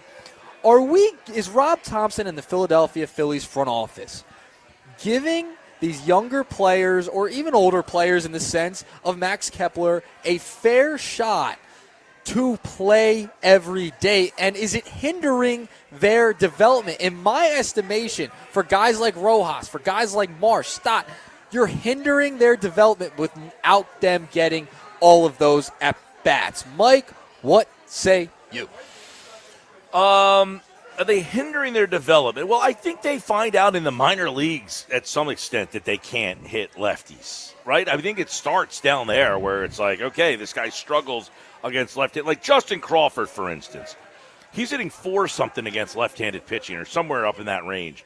I think he's going to get a chance to hit lefties right away. And then if you do not look overmatched by the moment, you make hard contact, you have good at-bats, you continue to get those at-bats. If you're hitting in the low 200s or in the 100s, you're probably, people always ask me, especially people who are not baseball fans or, just more casual fans, why is it the left-handed thing? Why lefties? Why is it the lefty-lefty? That's the problem. And there's a couple of things that I always say, in my opinion. I don't bat left-handed, so I don't know per se, but I can give you an opinion on what I think. Based on your observations. Number one, my first observation is this. Growing up, you mostly face right-handed pitchers, right? You're growing up, there's one kid in town that maybe throws left-handed, and maybe that one kid who does throw left-handed can throw the ball near the plate. So it is hard to find a left-handed pitcher when you're growing up to face. So that's number one. Number two, if you even find a left-handed pitcher, generally the left-handed pitcher might be good, but he's not major league good. So a left-handed hitter really doesn't get to face major league quality left-handed pitchers until he gets to the major leagues. Because even these guys who pitch in the minors sometimes, they're just okay. And some lefties can hit okay lefties. Like I said this the other day, even Kyle Schwarber, for instance, he's hitting very good against lefties. He's hitting a lot of home runs against lefties. It's one thing to hit against some schmuck lefty. When you're facing Josh Hader, Kyle Schwarber's struggling up there. right? That's a tough ask for Schwarber to go up there For against anybody. And that's one of the best But that's hitters my in point. baseball. But that's my point, is even though Schwarber has had a lot of success against lefties, there are various levels of lefties. Some come sideways. And the big thing, on top of the fact that most people don't see lefties all that much and they're playing baseball growing up, is left-handers have more of a natural movement on the ball than right-handers do. A right-handed pitcher doesn't have that tail coming off the ball that bails away from the hitter.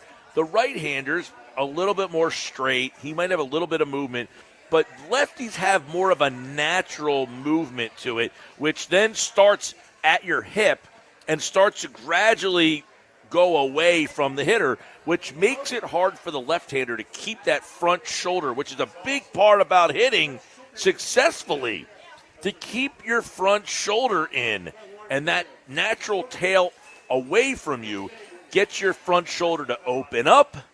And when you open that front shoulder, it is a recipe for failure. So I just want to preface this from the audience right now. You just got a nice breakdown from Coach Mike Gill just now. I mean, that's what we just got there. It was a nice breakdown. I'll give it to you, Mike. I'll give it to you. And it's also, when you are a right-handed hitter facing a lefty, a left-handed hitter facing a righty, it's easier to see the ball coming out of the pitcher's hand. I will say this. As a right-handed hitter, I did not like facing lefties. I agree with you. But when you get to the majors, you'll see the numbers. Usually they match up well, except with the Phillies this year. I got a couple of numbers for you, Mike.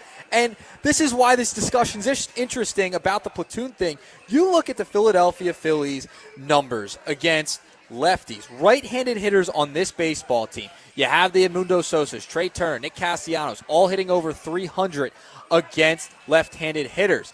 But if you go down the list a little bit, you start with Johan Rojas. He's only batting .232 against lefties. Otto Kemp, he's batting .250. Weston Wilson, $1.72. JT Realmuto, $1.27. And Buddy Kennedy, 0.00.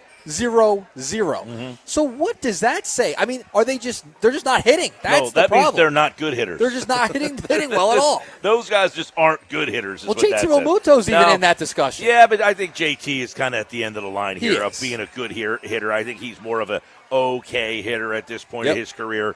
But I mean, the left-handed thing is you have, and the Phillies literally have, 5 lefties that are their first choice. I mean, Marsh would be their first choice to play every day, not Rojas.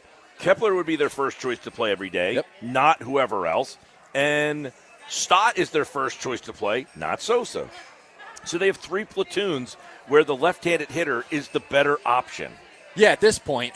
But with Kepler, the whole discussion today is, he thought he was going to play every day. He's only started 60 games out of 81, and he's played in 72. So he's come into a few more games as well, but he hasn't started in 60 games. If you're an everyday player, and this goes back to that Kepler discussion, he has a point to be upset and, thinking he was going to be the guy in left field. However, he hasn't produced either. And there's only one player on this team with double-digit home runs. Kepler's behind him. He's only got 9. I mean, it's not like he's tearing the baseball up and hitting a ton of home runs.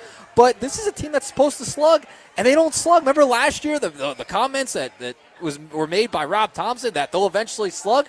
When are they going to slug this year? That's a big question, too. I don't think this team, waiting for this team to slug, I don't think is happening. I don't think it is either. Has the slug in them. I think Castellanos' days as a slugger are probably behind him. I think Realmuto's days of being a 15 to 20 home run guy, I think they're behind him.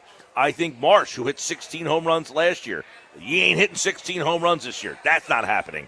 So you're getting, by the way, Trey Turner hit 26 homers last year, I think, off the top of my head. He's not going to approach that number probably this year. Alec Boehm is a guy who doesn't have a lot of slug. So I don't know where you're getting the slug.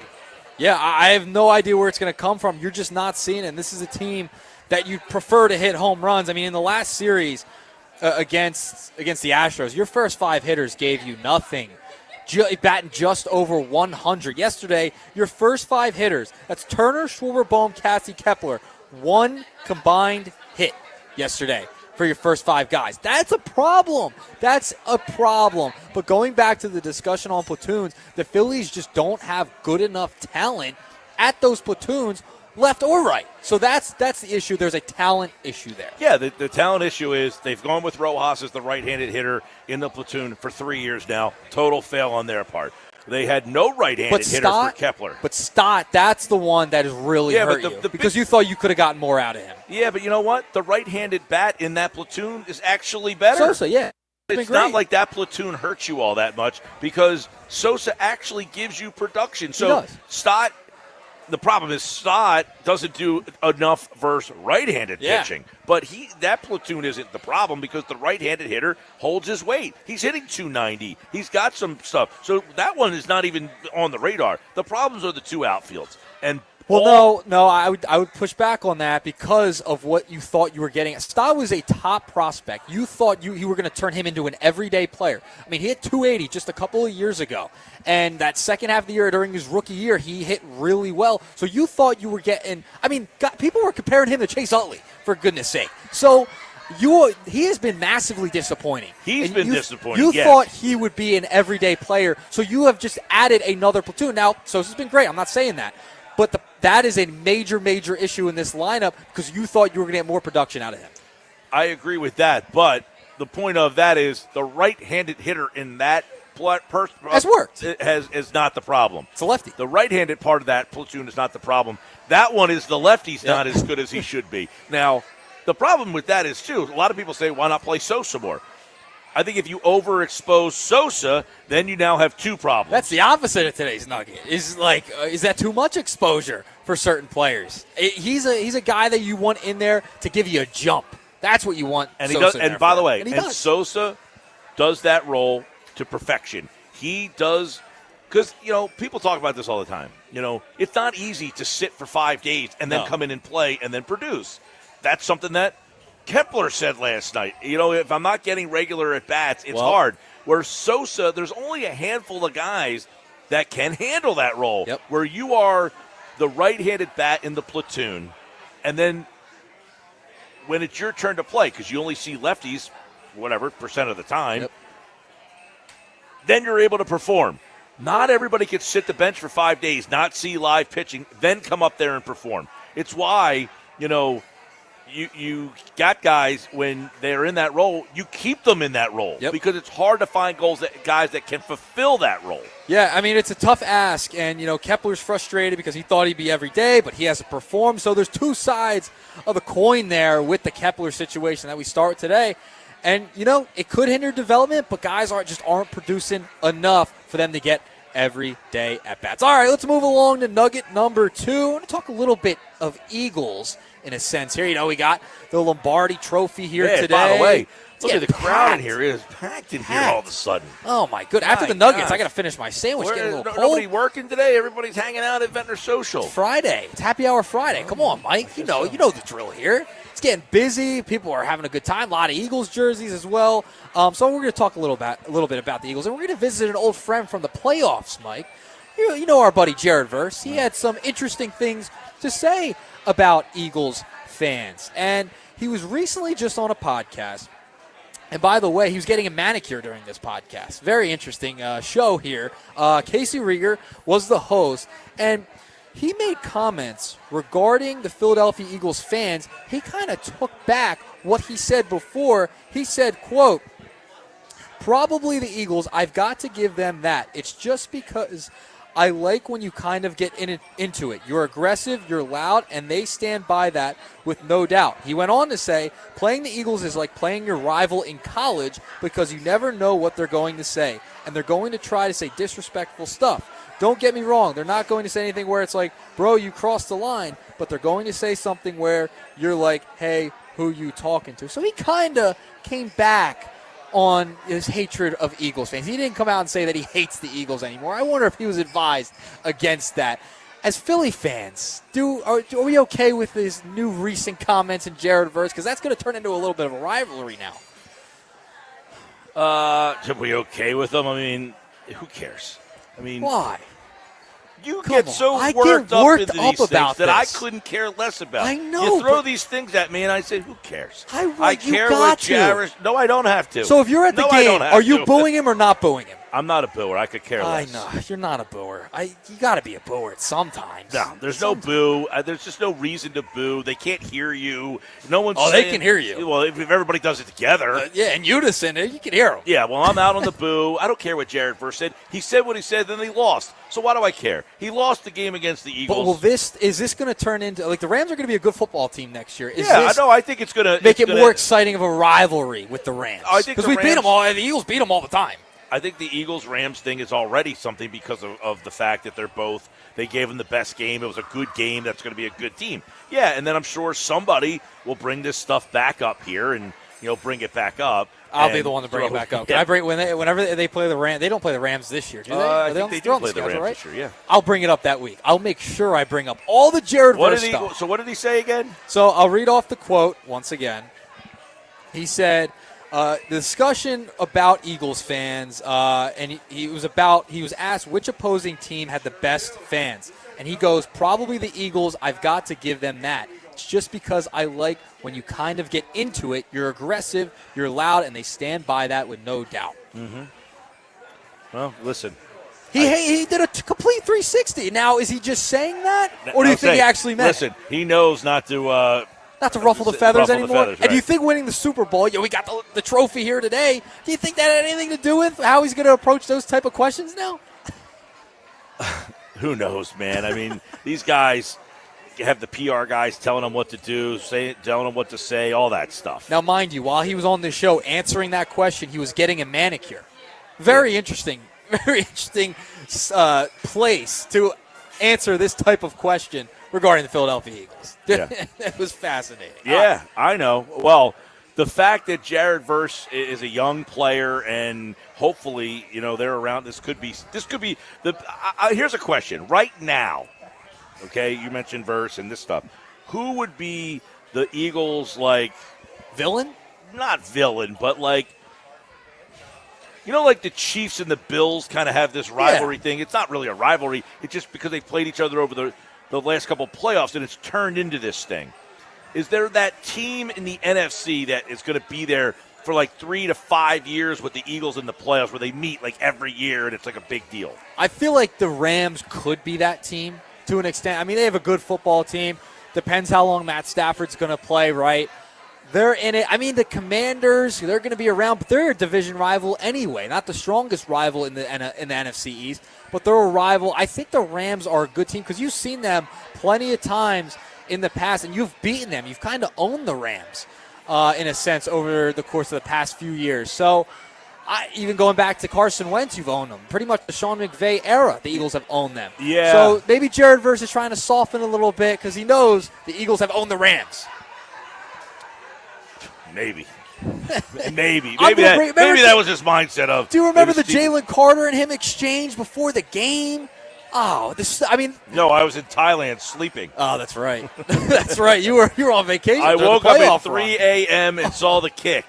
I didn't see all the pregame. Oh wow, you stuff. saw the kick at 3 a.m. Yep, that's rough. I woke up at 3 o'clock. Right. I set my alarm for 2:55. I woke up, turned on the TV, watched the game. So I did not see any pregame festivities. I forgot. Mike Gill, the world traveler. I mean, there in that time, you were everywhere all at once. All right, let's move along. Nugget number 3. I will go on the record to say any comments by said players, I don't care about. It grinds my gears, Mike. It drives me nuts. Me nuts. Listen, you have to understand what kind of person I am, right? I understand. I understand. Whatever I've worked with you enough. Whatever the guy across the street's doing in his life, it's none of my business, and I don't care. See, I care.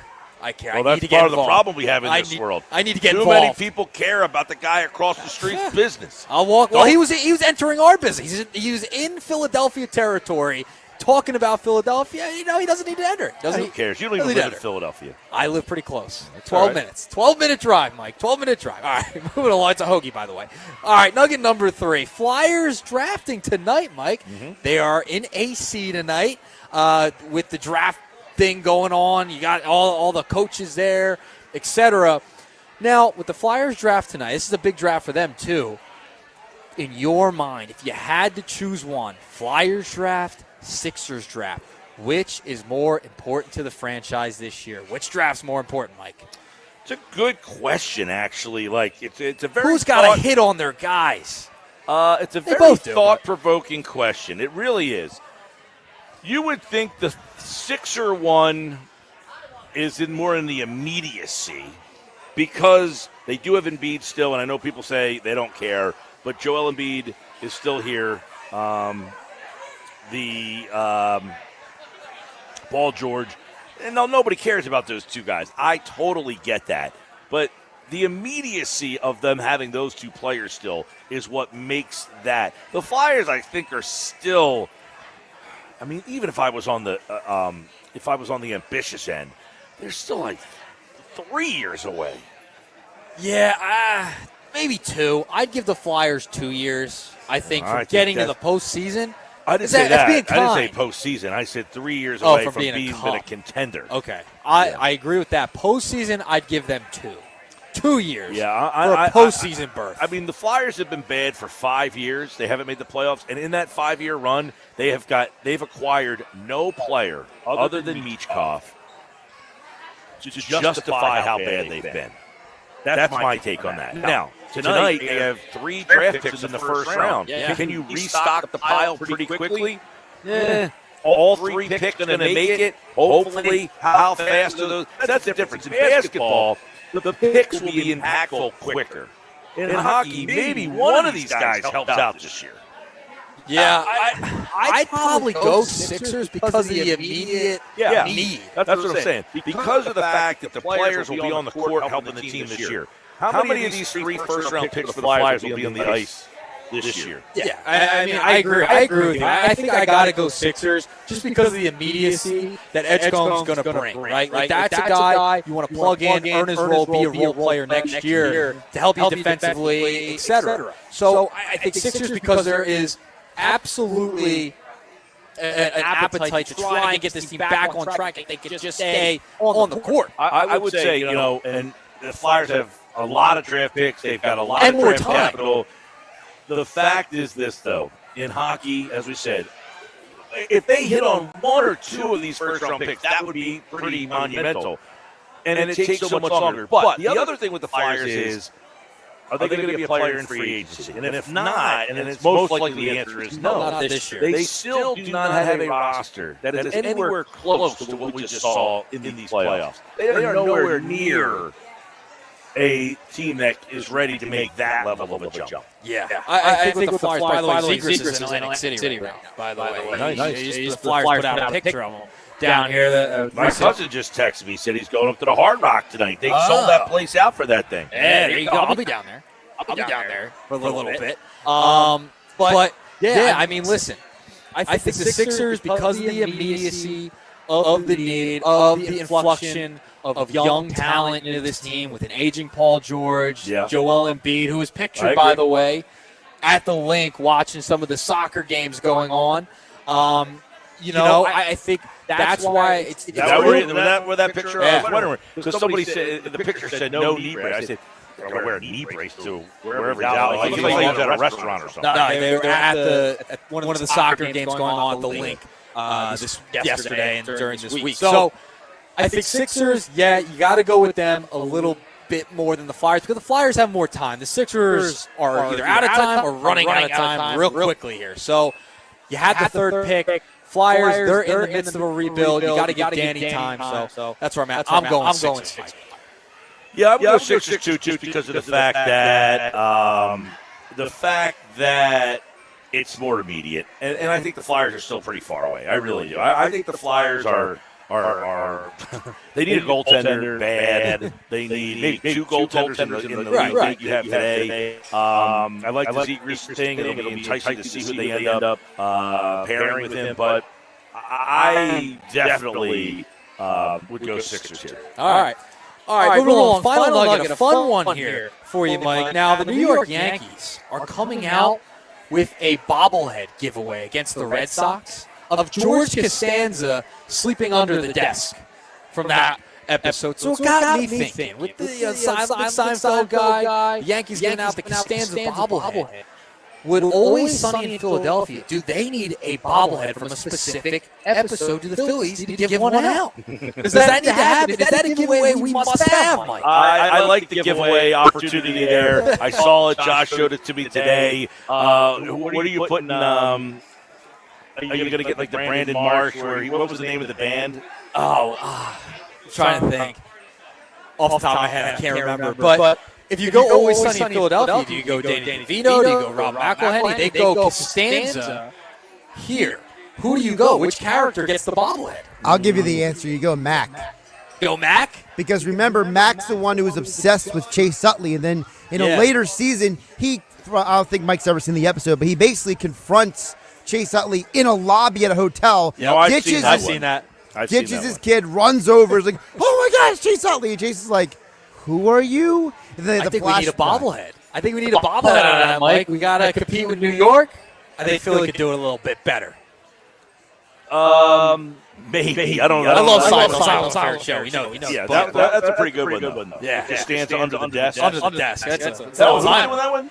The Yankees are. Oh, I was going to say, I thought you said that. No, because he worked for the Yankees. Yes, correct. So there you go. All right, 4-pack of nuggets for you today, Mike. You know the Always Sunny in Philadelphia bars are for sale. Get out of town. Is it really? Yep. Did not know that. Yeah. We saw a guy from the London bar. Yeah, there was a guy in here today. DJ Sparkles. Everybody knows DJ Sparkles. He stopped by. He had the shirt on from Passyunk Avenue. Yeah. I was at that bar. Now, he was at the other Passyunk Avenue in London. Okay, so we went to a couple. There's a couple of locations. Right? I was at the one. He was at the one in Soho. I was at the one that was more in I forget what area of London, but I was at a different one than he was. There goes a couple Kelly Green. I love the Kelly Green. Coming up, a Mike and Bob Friday baseball chat on the Sports Bash Live. It's coming up next. Plus Shahani Broom, the Sixers second-round pick, going to be calling us in the 5 o'clock hour. Stick around. 97.3 ESPN Live at Ventnor Social, where you can come out and get your picture taken with the Lombardi Trophy. But you only have 1 hour left. Stop on out and see us. Hey, John. Famous for its family attractions. Where you shine, there's so much to do. So make sure you Josh. check out the great activities. Yeah. So Bob has to do the phone, number one. Number two, the Sixer guy was calling me, and then he texted me. I told him to call you because he's like trying to get him to call in at 5:15. I was like, can he call in at 25 or something? I told him to call you and try. It's a 347 number. Okay. His name is Brandon. And I can give you his number if you want to try to connect with him. Yeah, just message me his number. I'll call him directly. He said his phone died. He was using someone else's phone. He was calling me while I was on the air.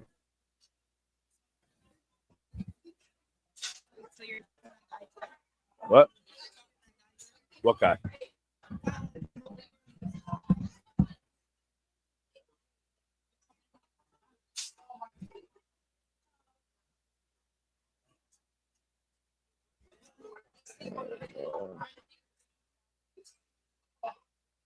It's Jahan. I will. I haven't even eaten this. Like just researching. All right. How do you spell his name? It's Jahani Broom, right? Let's come up.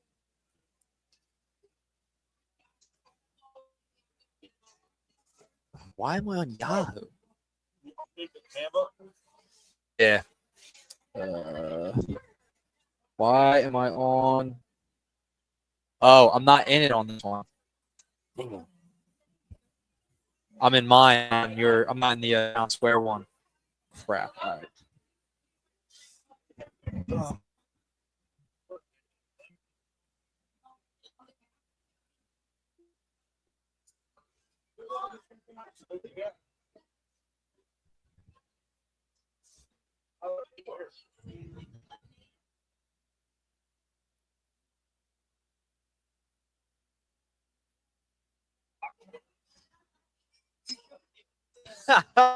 Look.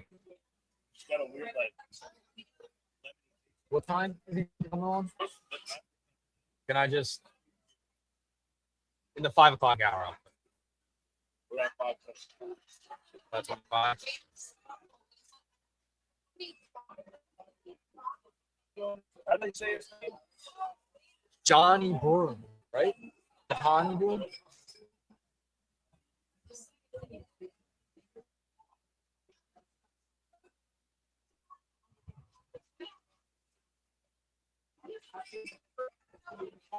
You care if I get one question off to him?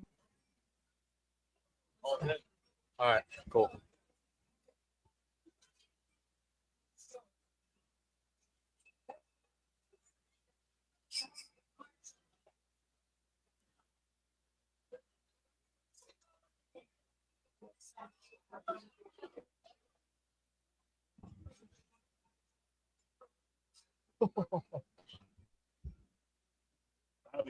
Yeah, I got one about. I'm gonna ask him about the first time he met with the Sixers 2 years.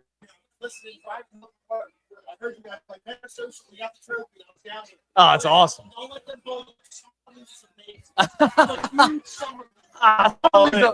Bad memory. Bad Simmons. Bad memory. I watch, but like bad memories.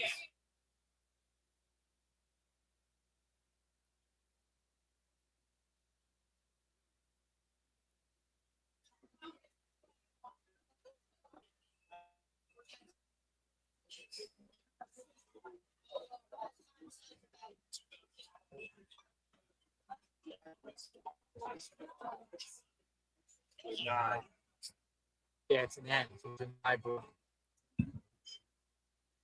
Can I post it? Hold on. Let me wait till you text me back. All right, I'll save it. I won't post it.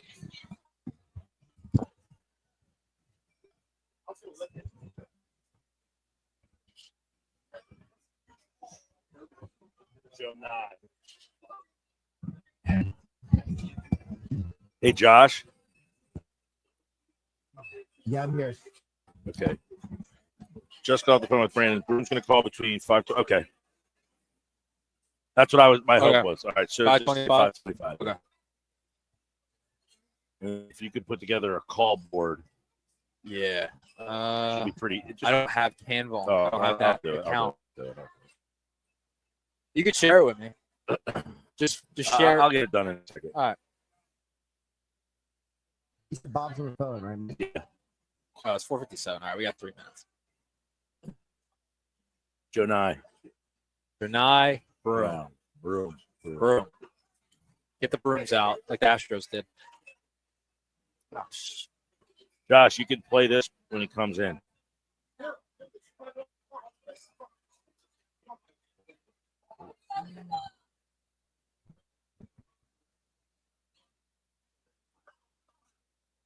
Yeah, I'll download that. Just the beginning where it says his name. Yep.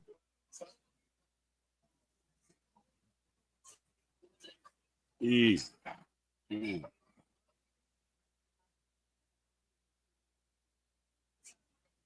your video is trash. I didn't like. I'm plugged into my Wi-Fi. Mine dropped off a few times. I've got 1 minute. I'm calling Bob. Ba. Yeah, John Hollinger.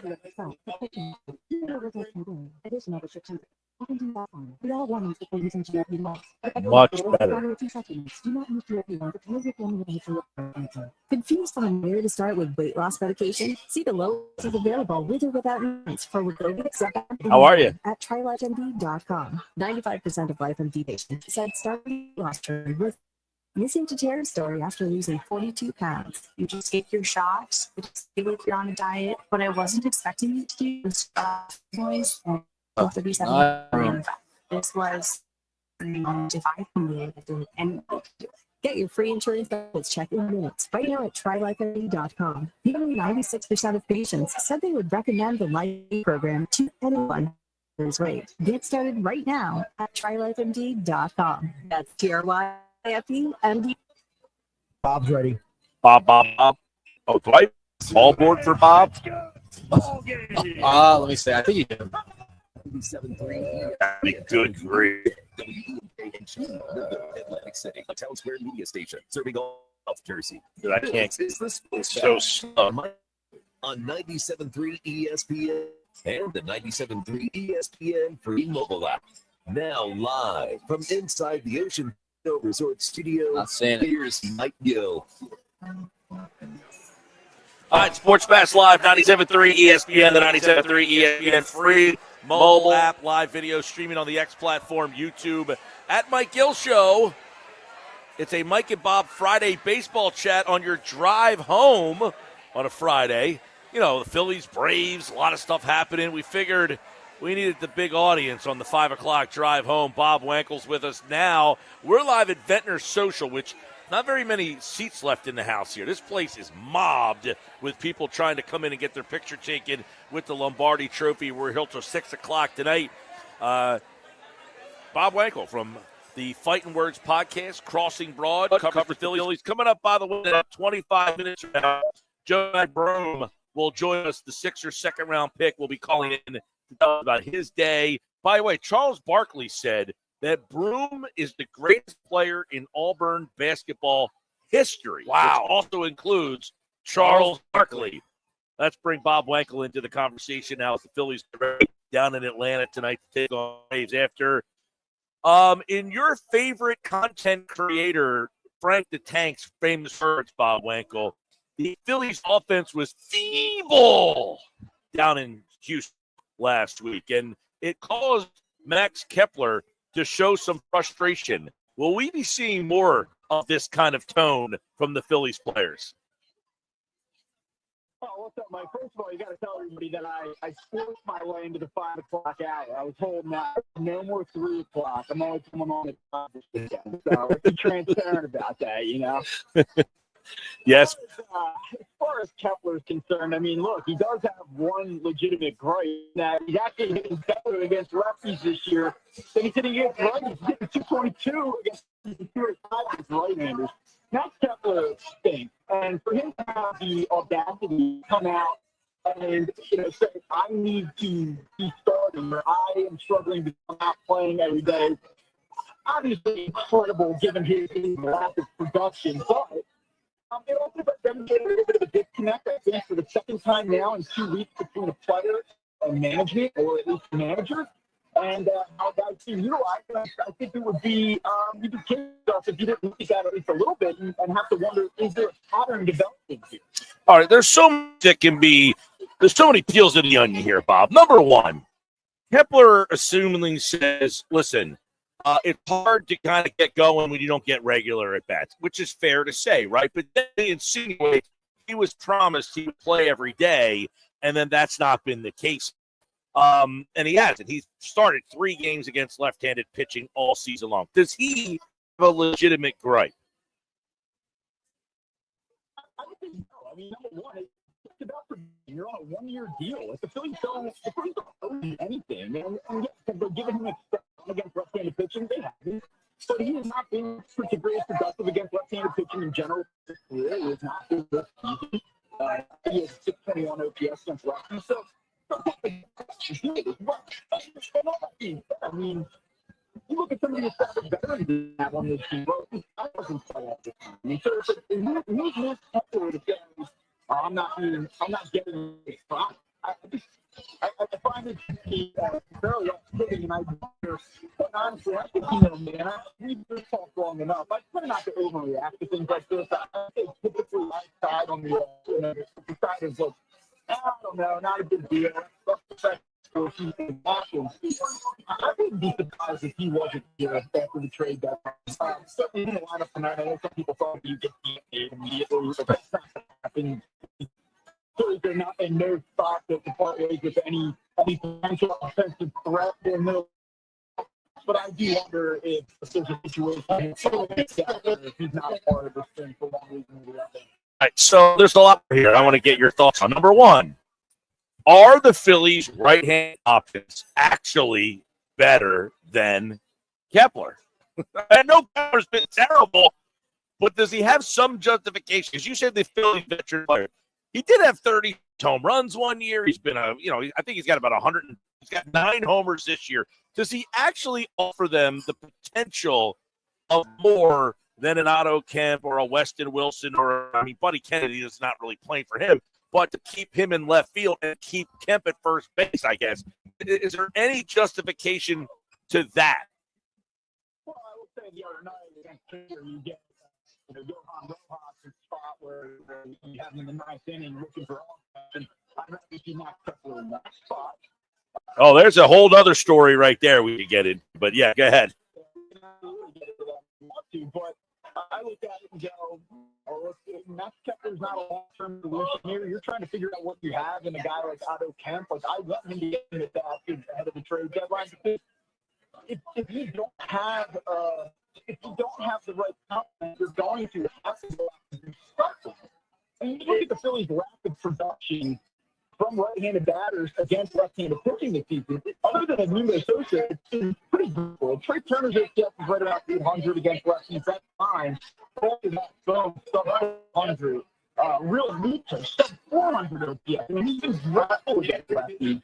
So you kind of see what you have under options. So I don't mind him getting as the best, but original question, I feel like there's some part of Matt Kepler that's sitting on the bench saying, I'm not getting that big. Right. I get that. I mean, you understand that for a veteran who's had some level of production throughout his career. Absolutely. So that brings us to what you kind of brought up. The other night, Buddy Kennedy comes to the plate against Josh Hader. I think they even commented on the broadcast, Bob, that he looked into the dugout to see if he was going to get hit for it.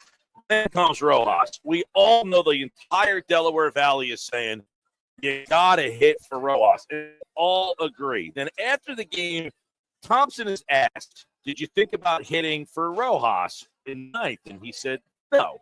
Now, what else is he going to say, number one? But number two, he's going to say, yeah, I thought about hitting for him, but I saw 3 crappy left-handed options. What would you like me to do?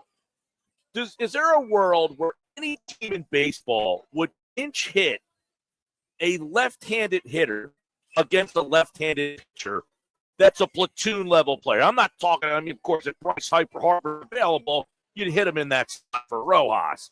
But I'm talking, you know what I'm talking about here. So are you stuck with Rojas there, or do you say throw that out the window and give Marsh or Kepler or Stott a swing there? Yeah, in real time, I thought it might be Mark. Again, his struggles against left-handed pitching have been well documented. However, he has swung the bat a little bit better against TCU recently. He's done that much better than Johan Rojas overall for 30 games or so. And he just gives you a better chance of having perhaps a professional. You're really just trying to turn the lineup over and get Turner, who's had some success off of Hader. So there's so many different things you can unpack in that conversation. Number one, not to a degree, because none of these options are ideal, and I think everybody would acknowledge that. You have to go to Rojas there, or take Rojas there. I think he was surprising. Well, let me ask you there, though. Does any team in baseball pitch a left-handed hitter against a left-handed pitcher? I don't know that it's ever. I can't remember ever. Hey, you know what? When Brandon Marsh against a left-handed, like you would get crucified for pinch hitting a left-handed guy against a left-handed pitcher, especially the likes of Josh Hader. With 14 strikeouts. I mean, how many teams are running in that? That's a fair point. In that game to handle a left-hander, and he can't do it. I mean, and that's the other thing. Like, we can talk about why they're not using Johan Rojas right. I agree. You know, they're not using Johan Rojas right. Now they can use him correctly by putting him back in AAA. But that's not using Johan Rojas. Because that's all he is. He's an organizational depth piece. He has to advantage to get hit against Josh Hader in a high situation in 9th inning, but you're just not good enough. And Victor Brown can go on whatever podcast he wants to and talk about how he's comfortable with him. But he's either delusional or he's stone cold liar in that situation. I mean, seriously, this has been a 3-year issue, a 3-year deficiency that the team has failed to address. And I think that the criticism, and maybe a little bit like for me, but I think it's well warranted, man. I mean, it's a joke that he had in that situation in 9th inning that night. That's how I'm going to say. Well, yeah, I was going to pinch it, but all these options stink. What do you want me to do? Right. Well, and I agree with you there. Listen, I am no way because, what throw Austin there, I can't imagine I would in that moment. But I also can't imagine saying I'm going to send a left-handed hitter who can't hit lefties up against Josh Hader. Like, right. I think the moral of the story is your hands here. And, so many people look at this and just say, is this Rob Thompson? Is this the way the Phillies like it? Want lefties to hit against righties, right hit against lefties. Why do they have to have all these platoons? Why not just play March every day? The other answer would be, well, he can't hit lefties. Then we go around in circles here. But should they give these guys a shot? Should they? Well, I think they're reaching a point where Mike is going to have to get some expected run. And, I mean, we all know the story here. We know that he probably against looking the pitching, but I think we're getting to a point of where things are recognizing. I think you saw that in the series. They move on to the next time they get the lefty. I just think we're probably starting to close the book on that part of the strategy here, at least in 25. Like, I don't know what the future holds for Johan Rojas, but I don't think the way they're using him is sustainable. I don't think it's going to work, and I don't think we're going to see it if they can avoid it. Now, all that said, I'm not going to sit here and tell you about Thompson because Johan Rojas came out of that at 2-0, and he's not taking daddy back against that big sense for it. And again, if you have some ideas how to play the game, Tom McCarthy did a mistake. There was no time for him. We got to take one. You got to see a strike there. When do you ever hear Tom McCarthy? Right. Philly player in a game like that? It's even part of the team, right? No, you're right. Well, and then, yeah. You got Rob Thompson sitting there going, well, you're going to get a pitch hit. Why don't you go waffle at it? I mean, you guys are kidding. The usage of the word waffle in that situation was just like, oh, you kidding me? I mean, but I don't know if that's his way of saying this is what they gave me. What would you like me to do? And then I guess we've taken a lot of bites of the apple with this whole situation between Kepler being frustrated. Should he be frustrated? Does he have any right to be frustrated? The thing that happened where the Astros basically said, we would throw a 4A left-hander against you and just keep throwing them out there because we don't think you guys can hit. That was the whole series. They just kept throwing lefty after lefty after lefty to where, you get to this. What is the whole then to say, let's try Justin Crawford? Well, I think the Astros laid down a blueprint of how to attack the Phillies. And it's saying, we know that your right-handed hitters cannot do damage. Maybe they can dink and dong and single and try to go 5,000, but they're not going to do damage. But that's the book in the Phillies right now. If I can navigate Schwarber, who's been good against lefties, if I can do that, I know that the team cannot hurt me from the right side. I think the blueprint is out there. I know that it appears that way. Buddy Kennedy, Otto, Kemp, that group of guys are basically suggesting we don't have any fear in these guys at all. So as you look at this deadline, you've heard some of the things Dombrowski has said. You get indication that that's an area that they think they are deficient in. I don't know how they can evaluate it with a straight face and not have some acknowledgement that they're deficient. And you talk about, right, like what's the holdup? There's a few different things here in play. Number one, are you going to play him every day? And if you are going to play him every day, then how are you getting a guy like Brandon Marsh into the game or Matt Kepler into the game? His players are essentially redundant, right? So I think that there's that consideration of it. To me, I think it's that you wait a little bit closer to the deadline and see what you want to do here. Is Crawford going to be part of the package? Is he going to be an outside player in a potential trade? If so, I don't know that I would bring him up to the major league level and showcase him any more beyond what he's showcased this season so far. I don't know if there's a lot of upside in it. And the other part of it is kind of let this roster shake out. And if you're going to bring him up, you need to play him every day. So you better have a solution to that, because if you think Max Kepler's upset now, that looks like Crawford's up here, and now he's fighting for playing time with Brandon Marsh. So, again, you can sit there and say, well, who cares what these guys are doing? Like, I've seen enough of Brandon Marsh. I've seen enough of Max Kepler. I don't think. But the reality is, you have a clubhouse there. There are political considerations. You have to manage personalities, and if you don't handle the situation correctly, you can run into a troublesome situation. Michael Fighting Words podcast, Crossing Broad. Phil's in Brave tonight, by the way. It's Mick Abel getting the start. We'll get into him in just a second. But, it's funny because, you win a bunch of games and then you feel like it's okay, and then you get shut out. 2 out of you don't score for most of the game in the third game, and it goes right back to the panic button of, like, this offense is just not good. I think the Phillies can win 11 out of 12. It's the 3 games that you don't score that are going to stand out most. I mean, that's basically how this works. You can play well for a 10-game stretch, but ultimately it's these 3 games that are the playoff that we see against a playoff quality opponent. There's a degree of sensitivity when the team goes this cold for a long stretch, because we've seen it happen against the Astros in 22 in World Series, against the Diamondbacks in Game 6 and 7, and then certainly last year against the Mets. So it's already a point of sensitivity for fans. I think that's the biggest thing. But I also would say that if you watch the games this week and you were surprised, your opinion of the 2025 Phillies is fundamentally altered. I don't really follow it. I mean, I think what we've known all along was further validated this week. Elite starting pitching. It's going to help you win a lot of games.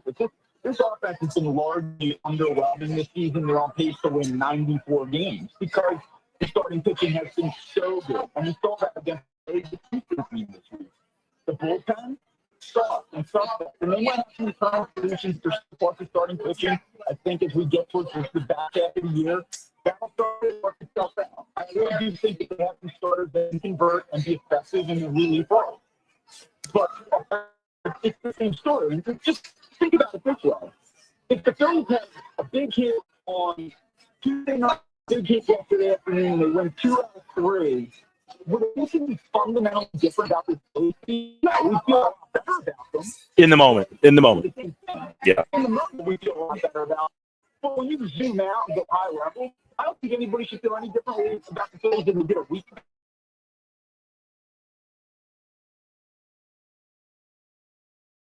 Words podcast. Make sure you check that out on all podcasting platforms. How big of a start tonight for Mick Abel? What does this start even mean for him? Are they looking to see what happens here and then making decisions? It's a big start for the Phillies. Number one, they need to win a ball game tonight. And again, I think it's about what's Mick Abel's trade value. And if all of a sudden he starts having blow-ups and he can't stop 4 innings, I think it takes a little bit of the upside off of what he's emerged as in terms of a prospect over a couple of months. And for Mick Abel, it's important. It comes down to one thing. Can you locate your fastball consistently? If you're going to pitch in the zone, can you hit spots? And he has struggled. It's not for a massive rock. Is impressive, but he's just not been able to locate. And against the game plan to go up in the zone, but he was just missing fast enough, and he got lit up. If he does that again tonight, guys like Olsen and Riley and Senior, they're going to go down. Yeah. So this is a tough spot for him. The Braves lineup is underwhelmed this year, but we know what they're capable of. So this is a very important start from the table. I think one, in terms of sticking in this rotation, giving Philly a little bit more space that he can put things down and start ready to get a container. And certainly from the trade market perspective, a strong this season. All right, Bob. Obviously, the Phillies always keep the conversation going, don't they? They always got something going on. They give you 10 good days, 3 lousy ones, 2 really good, 3 really bad.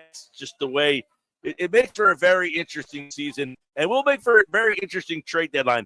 The one thing I will ask you that Dombrowski brought up on that podcast with Jason Stark was that willing and will look to put 2 of these bullpen starting pitchers in the bullpen. That was at least an eye-opening thing to say, okay, maybe he would put Luzardo and Christopher Sanchez or Luzardo and Nola or something. I mean, does that expand your thought at all on the way the bullpen might look in September or October?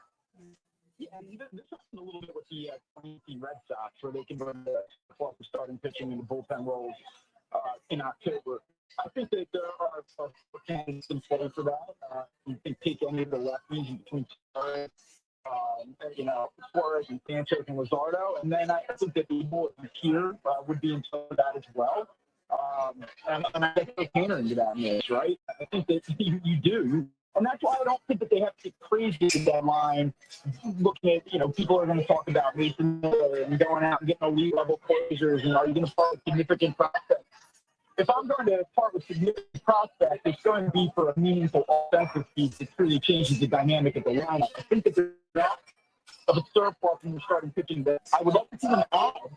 I would, but I don't know that they need to go crazy because of what they need to be able to convert.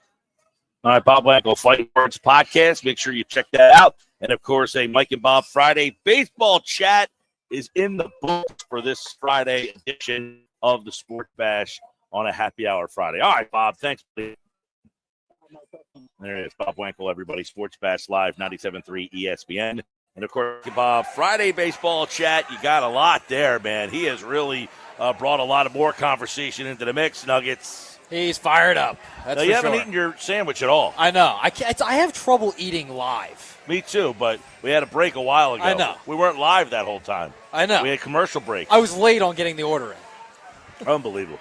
Got to teach this guy everything here. Don't forget the mod stick. I know. I'll get there. It's going to be, the show's over almost. Hey, take it You're home. not going to be able to tell the people about the food. Listen, I'm staying That's at the whole point of Shriners food. tonight. So you say, hey, I had the food here at Ventnor Social. That's how it works. I like taking it home. I'm staying at the Shriners tonight. I need a snack. He's not going to feed me. We're live at Ventnor Social, the Lombardi Trophy here for about another 40 minutes if you want to pop on down. Jonai Broom is going to join us on the other side, the Sixers second-round pick. Those guys are getting a tour of the city today. They're all over the place up in Philly, getting cheesesteaks. They're up there at the Rocky Steps. They're doing the local basketball courts. You're going to hear about that, his fit. And Charles Barkley said this about Broom. I'll tell you next on the Sports Bash Live on 97.3 ESPN.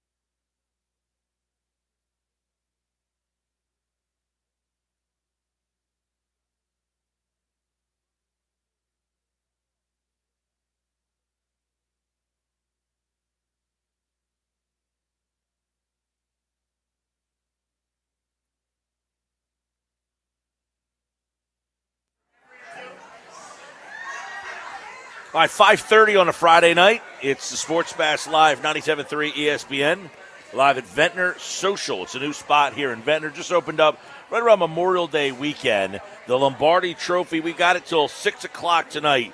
If you want to come out and get your picture taken with the Lombardi Trophy, you can stop on out. A lot of people have been just coming in, hitting and running. But stick around, stop at the bar, get yourself a little something to eat, go upstairs. A little live music playing, by the way. Go Birds.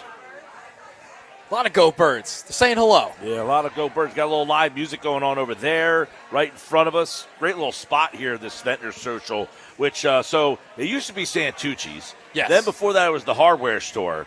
And now I've just been told before that it was a gas station. So this was a gas station before all that? Way before my time. I don't remember the gas station. Well, I do before remember your the time. hardware store. I do remember the Arrow hardware store was here. And that was a while ago. Yeah. But the gas station, I don't remember. That's a little before my time. Hey, we're scheduled to talk with Sixers draft choice Jonai Broome out of Auburn.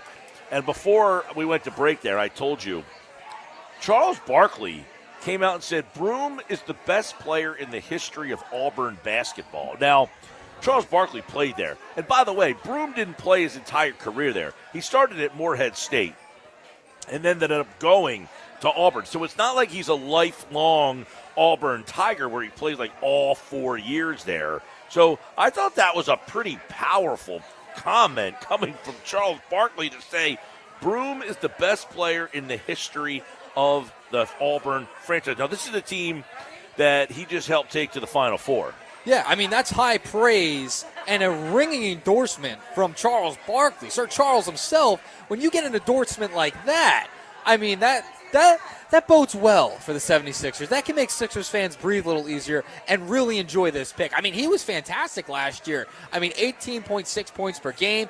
He is a massive rebounder, especially on the offensive glass. And what do the Sixers need? They need somebody who can rebound when Joel Embiid's not on the floor. Well, you know, he's an interesting prospect, 6'10", a left-handed player. Yep. You don't see a lot of left-handed big men, too. A left-handed big man is something that you just don't see all that much. But, you know, one thing, you know, we were talking about VJ Edgecombe, Broome. Both of these guys come from winning organizations, programs.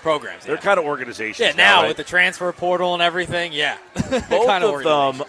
Both of them come from kind of winning cultures now. Scott Drew, the head coach at Baylor, who now has a opportunity to see. He said VJ Edgecombe, he listed him as, you know, one of the best players in the history of that program. And that's a team that has a lot of players that have gone into the NBA recently since Drew has gotten there. He has put a lot of these players into the NBA. So you've got a lot of talented players. And Scott Drew saying, yeah, VJ Edgecombe is the most competitive guy of that crew.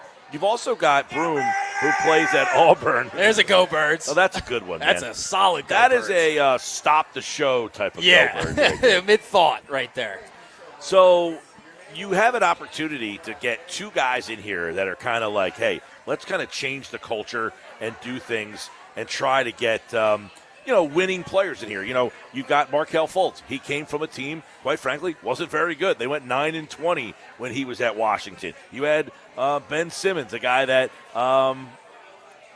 was not a guy that went to the NCAA tournament is what I was thinking of. So you had a guy who did not go to the NCAA tournament. You drafted him. Those two guys did not work out. So you have a situation where you're getting two players that have been winning players. You're getting one guy in Broome was the best player possibly on. I mean, quite frankly, that Auburn team was the best team almost the whole season. Yeah. It was the number one team in the country for most of the season, and he was the best player on that team. So he led the way.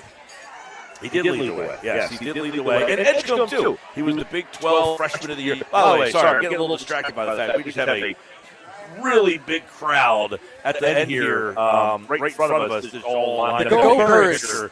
They're all trying to get their picture now as we're getting later into the show. The Go Birds really threw three for a loop. Because that guy came out of nowhere. I didn't even see him on the way up, and he just went, boom, Go Birds. That was the strongest one I've seen this summer, I think. That was a very violent Go Birds, if you will. So as we look at, and we're expecting Jonai Broom to call in here. So from what I understand, from the Sixers today, the rookies went out on a city tour after the press conference today. So they're in the middle of that city tour. They're kind of driving around. They did the cheesesteak stop, the Rocky Steps, the local park, the basketball courts. So they went all over the place doing this little tour, getting you ready for, getting them ready, I guess for, what's going to be like living in Philadelphia, being a part of the city and a part of the culture there. But I did listen to both of their press conferences. And both of them, very interestingly enough, said, listen, I don't have much to say. I'm just ready to go play basketball, which is kind of what you do at this stage. Like you haven't played. Auburn got to the Final Four. Baylor got into the tournament too. The one thing is, these guys haven't played since going back to March. You figured March, April, May, June, 4 months of these guys not doing anything. They're probably ready for the season to start. But the Summer League will be starting here, and Summer League basketball will be starting July the 10th. And that's when you're going to get to see B.J. Edgecombe and Broom for the first time out there. But all right, so if Jonai ends up getting on the line here, we'll go to him for a couple of minutes. And let's see. We got I see Josh getting ready to be something here. You could tell me my ear, but I digress. It'll be probably quicker. Yeah, that could be. So apparently he is getting ready to call in to us here momentarily. Well, this is again live radio when you're trying to schedule these things like live on the fly, last second type of deal. This happens sometimes. I'll tell you. Initially, I got a text from the Sixers at some point. Hey, what's your latest time that we can have somebody call in? They gave me one time. I asked for a different time. Then you're going back and forth. And a little behind the scenes up there. But that being said, we hope to grab him because I do have a couple of things I definitely want to dive into with him regarding his role on this team. This team has had a perpetual issue with the big men behind Joel Embiid. And last year, they had Drummond signed to be able to fill that role. Hey, we have an all-star level back-up center. Well, Embiid gets hurt, and then your backup center. And Andre Drummond, he goes down and gets hurt. So then the next thing you know, you got a Bona who has to step in and play a lot of minutes. And I thought Bona did a pretty good job, by the way. I was kind of excited about what you saw from him. But my question is today, Andre Drummond opted back into his deal. Yeah, exercise his option. He's getting paid $5 million to come back now. And you're wondering, okay, well, what kind of role does he have? What kind of role does Bona have? And where does that leave Broom all of a sudden? Because I think he could come in and probably play and have a role like right away. Like right off the bat, you're thinking, okay, this guy can come in and give you 10, 12, 15 tough minutes. Like, this is, people are wondering, like, okay, I would have to imagine if you are a college basketball fan of any stretch, you definitely watched Auburn play. They were the best team in the country, especially during the tournament. And he was the best player on that team by far. 18.5 points, 10 rebounds. He blocked 2.5 shots a game. Now, we talked to Paul Hudrick earlier about that role. So let's talk to him now. Jonai Broom, the Philadelphia 76ers second-round pick. He was the 35th pick in this year's draft. And I know, Jonai, you have been going all over the place, talking, seeing the cheesesteak, doing the Rocky Steps, taking a look all over town. It's probably been a long whirlwind of a 24 hours for you, man. How are you? It's been amazing. Visiting the city, trying to see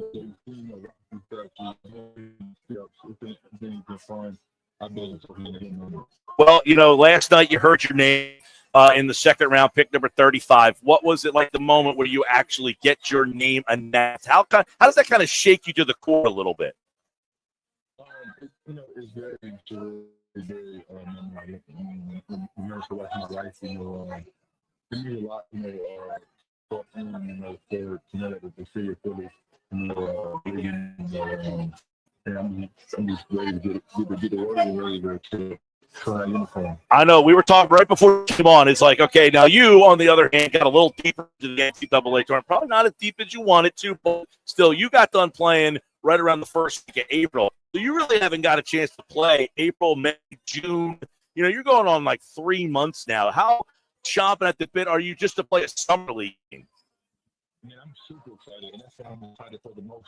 I'm excited, obviously get ready for the summer league, but getting to the summer league, that jersey on, the name across the front is gonna mean a lot. Jonah, that's something you just said there sticks out because it seems like you and VJ, Baylor, Auburn, two really good programs. Your program, for the most part, was the number one team in the America for most of the year. Baylor's been very good.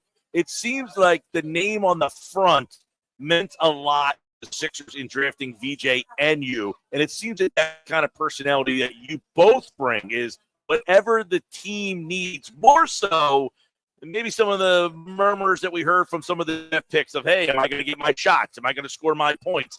It seems that you two guys specifically are, what does the team need me to do? For sure. And I know maybe this to the guy who's been hearing out a little bit.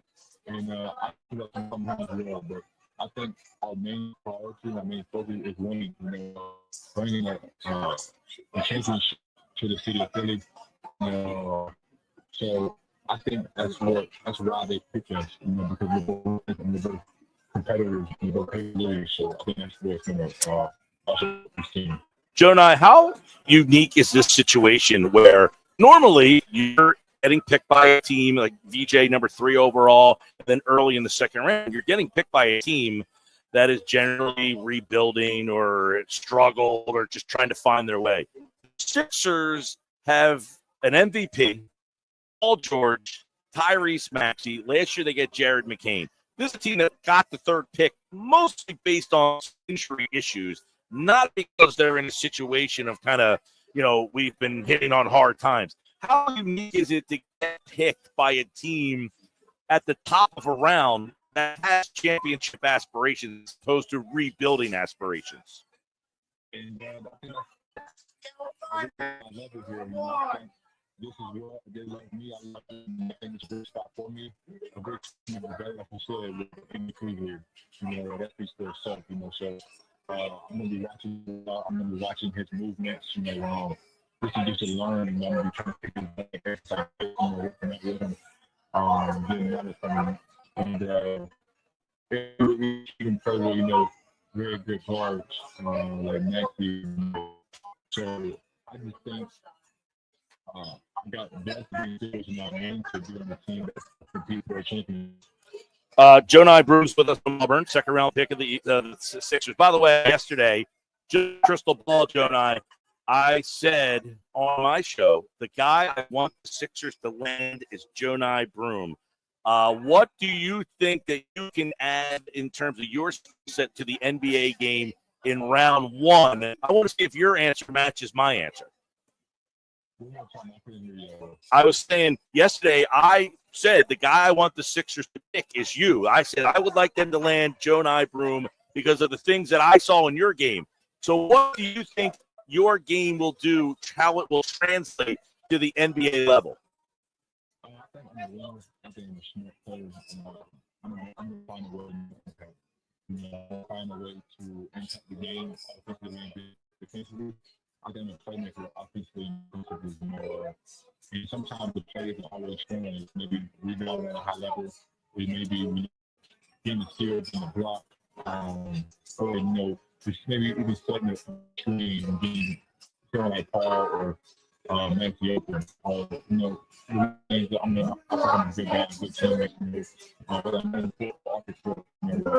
I think I'm a good person having around an organization. Well, one of the things I said was he is a very good passer for a big man, screen and roll type of guy. That's what I saw from you at Auburn. Charles Barkley said you are the best player in the history of the Auburn Tigers. Now, that's coming from a play at Auburn. Is that a fair assessment, Jonah? You are the best player in the history of Auburn basketball.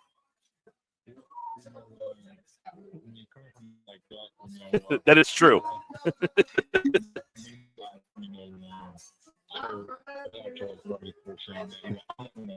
Make a comment on that, him himself and talk about it, I'm just thankful for Auburn, what Auburn has done for me, so I'm just going to do the same thing with him. Hey, Jonah, it's Nick here. I want to talk about Good. I want to talk about when you went through the draft process with the Sixers a couple of years ago and then with them again this year. What was the difference between those conversations and how did they improve? They continue changing my body a little bit, better shape. I'm getting some numbers out. I level and maybe more protective. Being Mexican way, and I think this year I kind of took a lot of the box that's expected to watch. But they see they helping me develop and get to that good. These guys here to be intentional and to be quick and the jump with the development program that can keep me developing into a better player.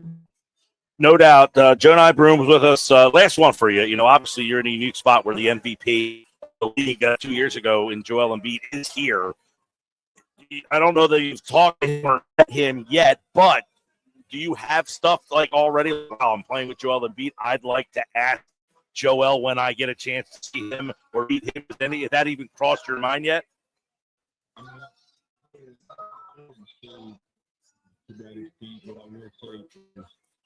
a big fan of his, huge fan of his, and rather than trying to, to make questions, I just want to get in all the relationship, because he's my teammate, know him, and kind of get to know him as a person first, and obviously I got a lot of questions and questions, and getting a little bit more.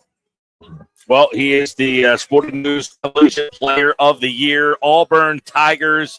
Barkley's the best player in the history of the Auburn Tigers. They were the number one team in the nation for the most part this season, and mainly backed on his double-double. They had a great team, but Bruce Pearl, great team to watch down there. And, of course, Jahani Broom on the Sports Fast Live on 97.3 ESPN. John, I appreciate it. Good luck to him. Awesome. I mean, he gave some great answers that I was writing down the stuff about just find a way to win. Find a way to win. Rebound, screens, all that stuff. And that's the mentality you want out of these newer Sixers players, right? Like, it's been so different in the past. Now you have guys who are positive, been around winning cultures, and now hopefully that translates to the NBA. I'm excited for him to be a part of this organization. By the way, getting to play for Bruce Pearl, I wish I had a little bit more time just to hear what it's like playing for Bruce Pearl. Yeah. He seems like an interesting guy. All right, we're live here at Ventnor Social. We're getting ready to wrap things up. You got a little bit of time. Like, squeeze it in. Have your friend, drop you off, run in, take a picture with the Lombardi Trophy. We got more Sports Bash coming up, 97.3 ESPN. Bryce Harper, by the way, we got news on him coming up next. Don't go away. Plus my Bet365 play of the day.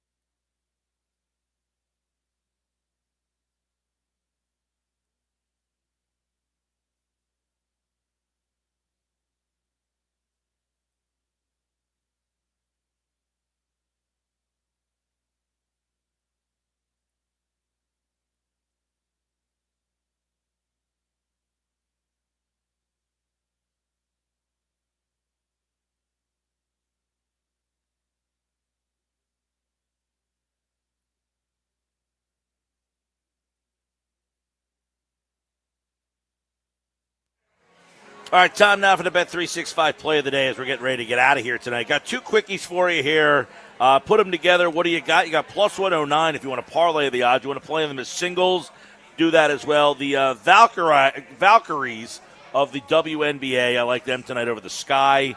And David Peterson against Mitch Keller. I'm going Mets over Pirates tonight. And that's my Bet365 play of the day for this Friday. Josh, how did we do yesterday? Well, the Mets won yesterday as well, so now your overall record is 188, 126-1. It's a solid record there, Gil. And G? Could have made some money if you played them there. Should have played him yesterday. Maybe I'll play today's.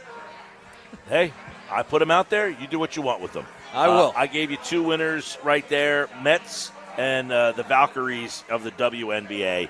That's my Bet365 play day. By the way, what's that update right here? I'll get you on Bryce Harper. He is eyeing a return during next week's homestand, according to Paul Casella from MLB. It's the first time he's given any sort of timetable since going on the injured list earlier this month. He'll face live pitchers tomorrow in Atlanta. He did not want to put a specific day on it, but Monday seems to be in play. So a little nugget right there to end the show. That is a nugget, because yesterday I thought maybe after the All-Star break, so it sounds like I'm going to be off base on that one. Yeah, he'll be back sooner than you thought. That's one that I'm happy to be off base on. By the way, thanks to Ventnor Social, great host today. They got live music going on right now. There's indoor, outdoor opportunities for you guys to hang out. It's a great bar here. Happy Hour Friday. You know, I never did see the bar menu. I'll have to go check it out when we're done here. You going to get a crush? I might have to get a crush before we get out of here. All right. Well, Josh Henning produced the show. Our on-site producer was Nick Earnshaw.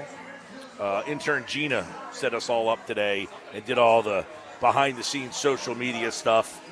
This has been the Sports Bash Live on 97.3 ESPN. I'm Mike Hill. Have a great weekend, everybody. Don't forget, hanging with Henning tomorrow at noon after the locker room with Billy Schwein.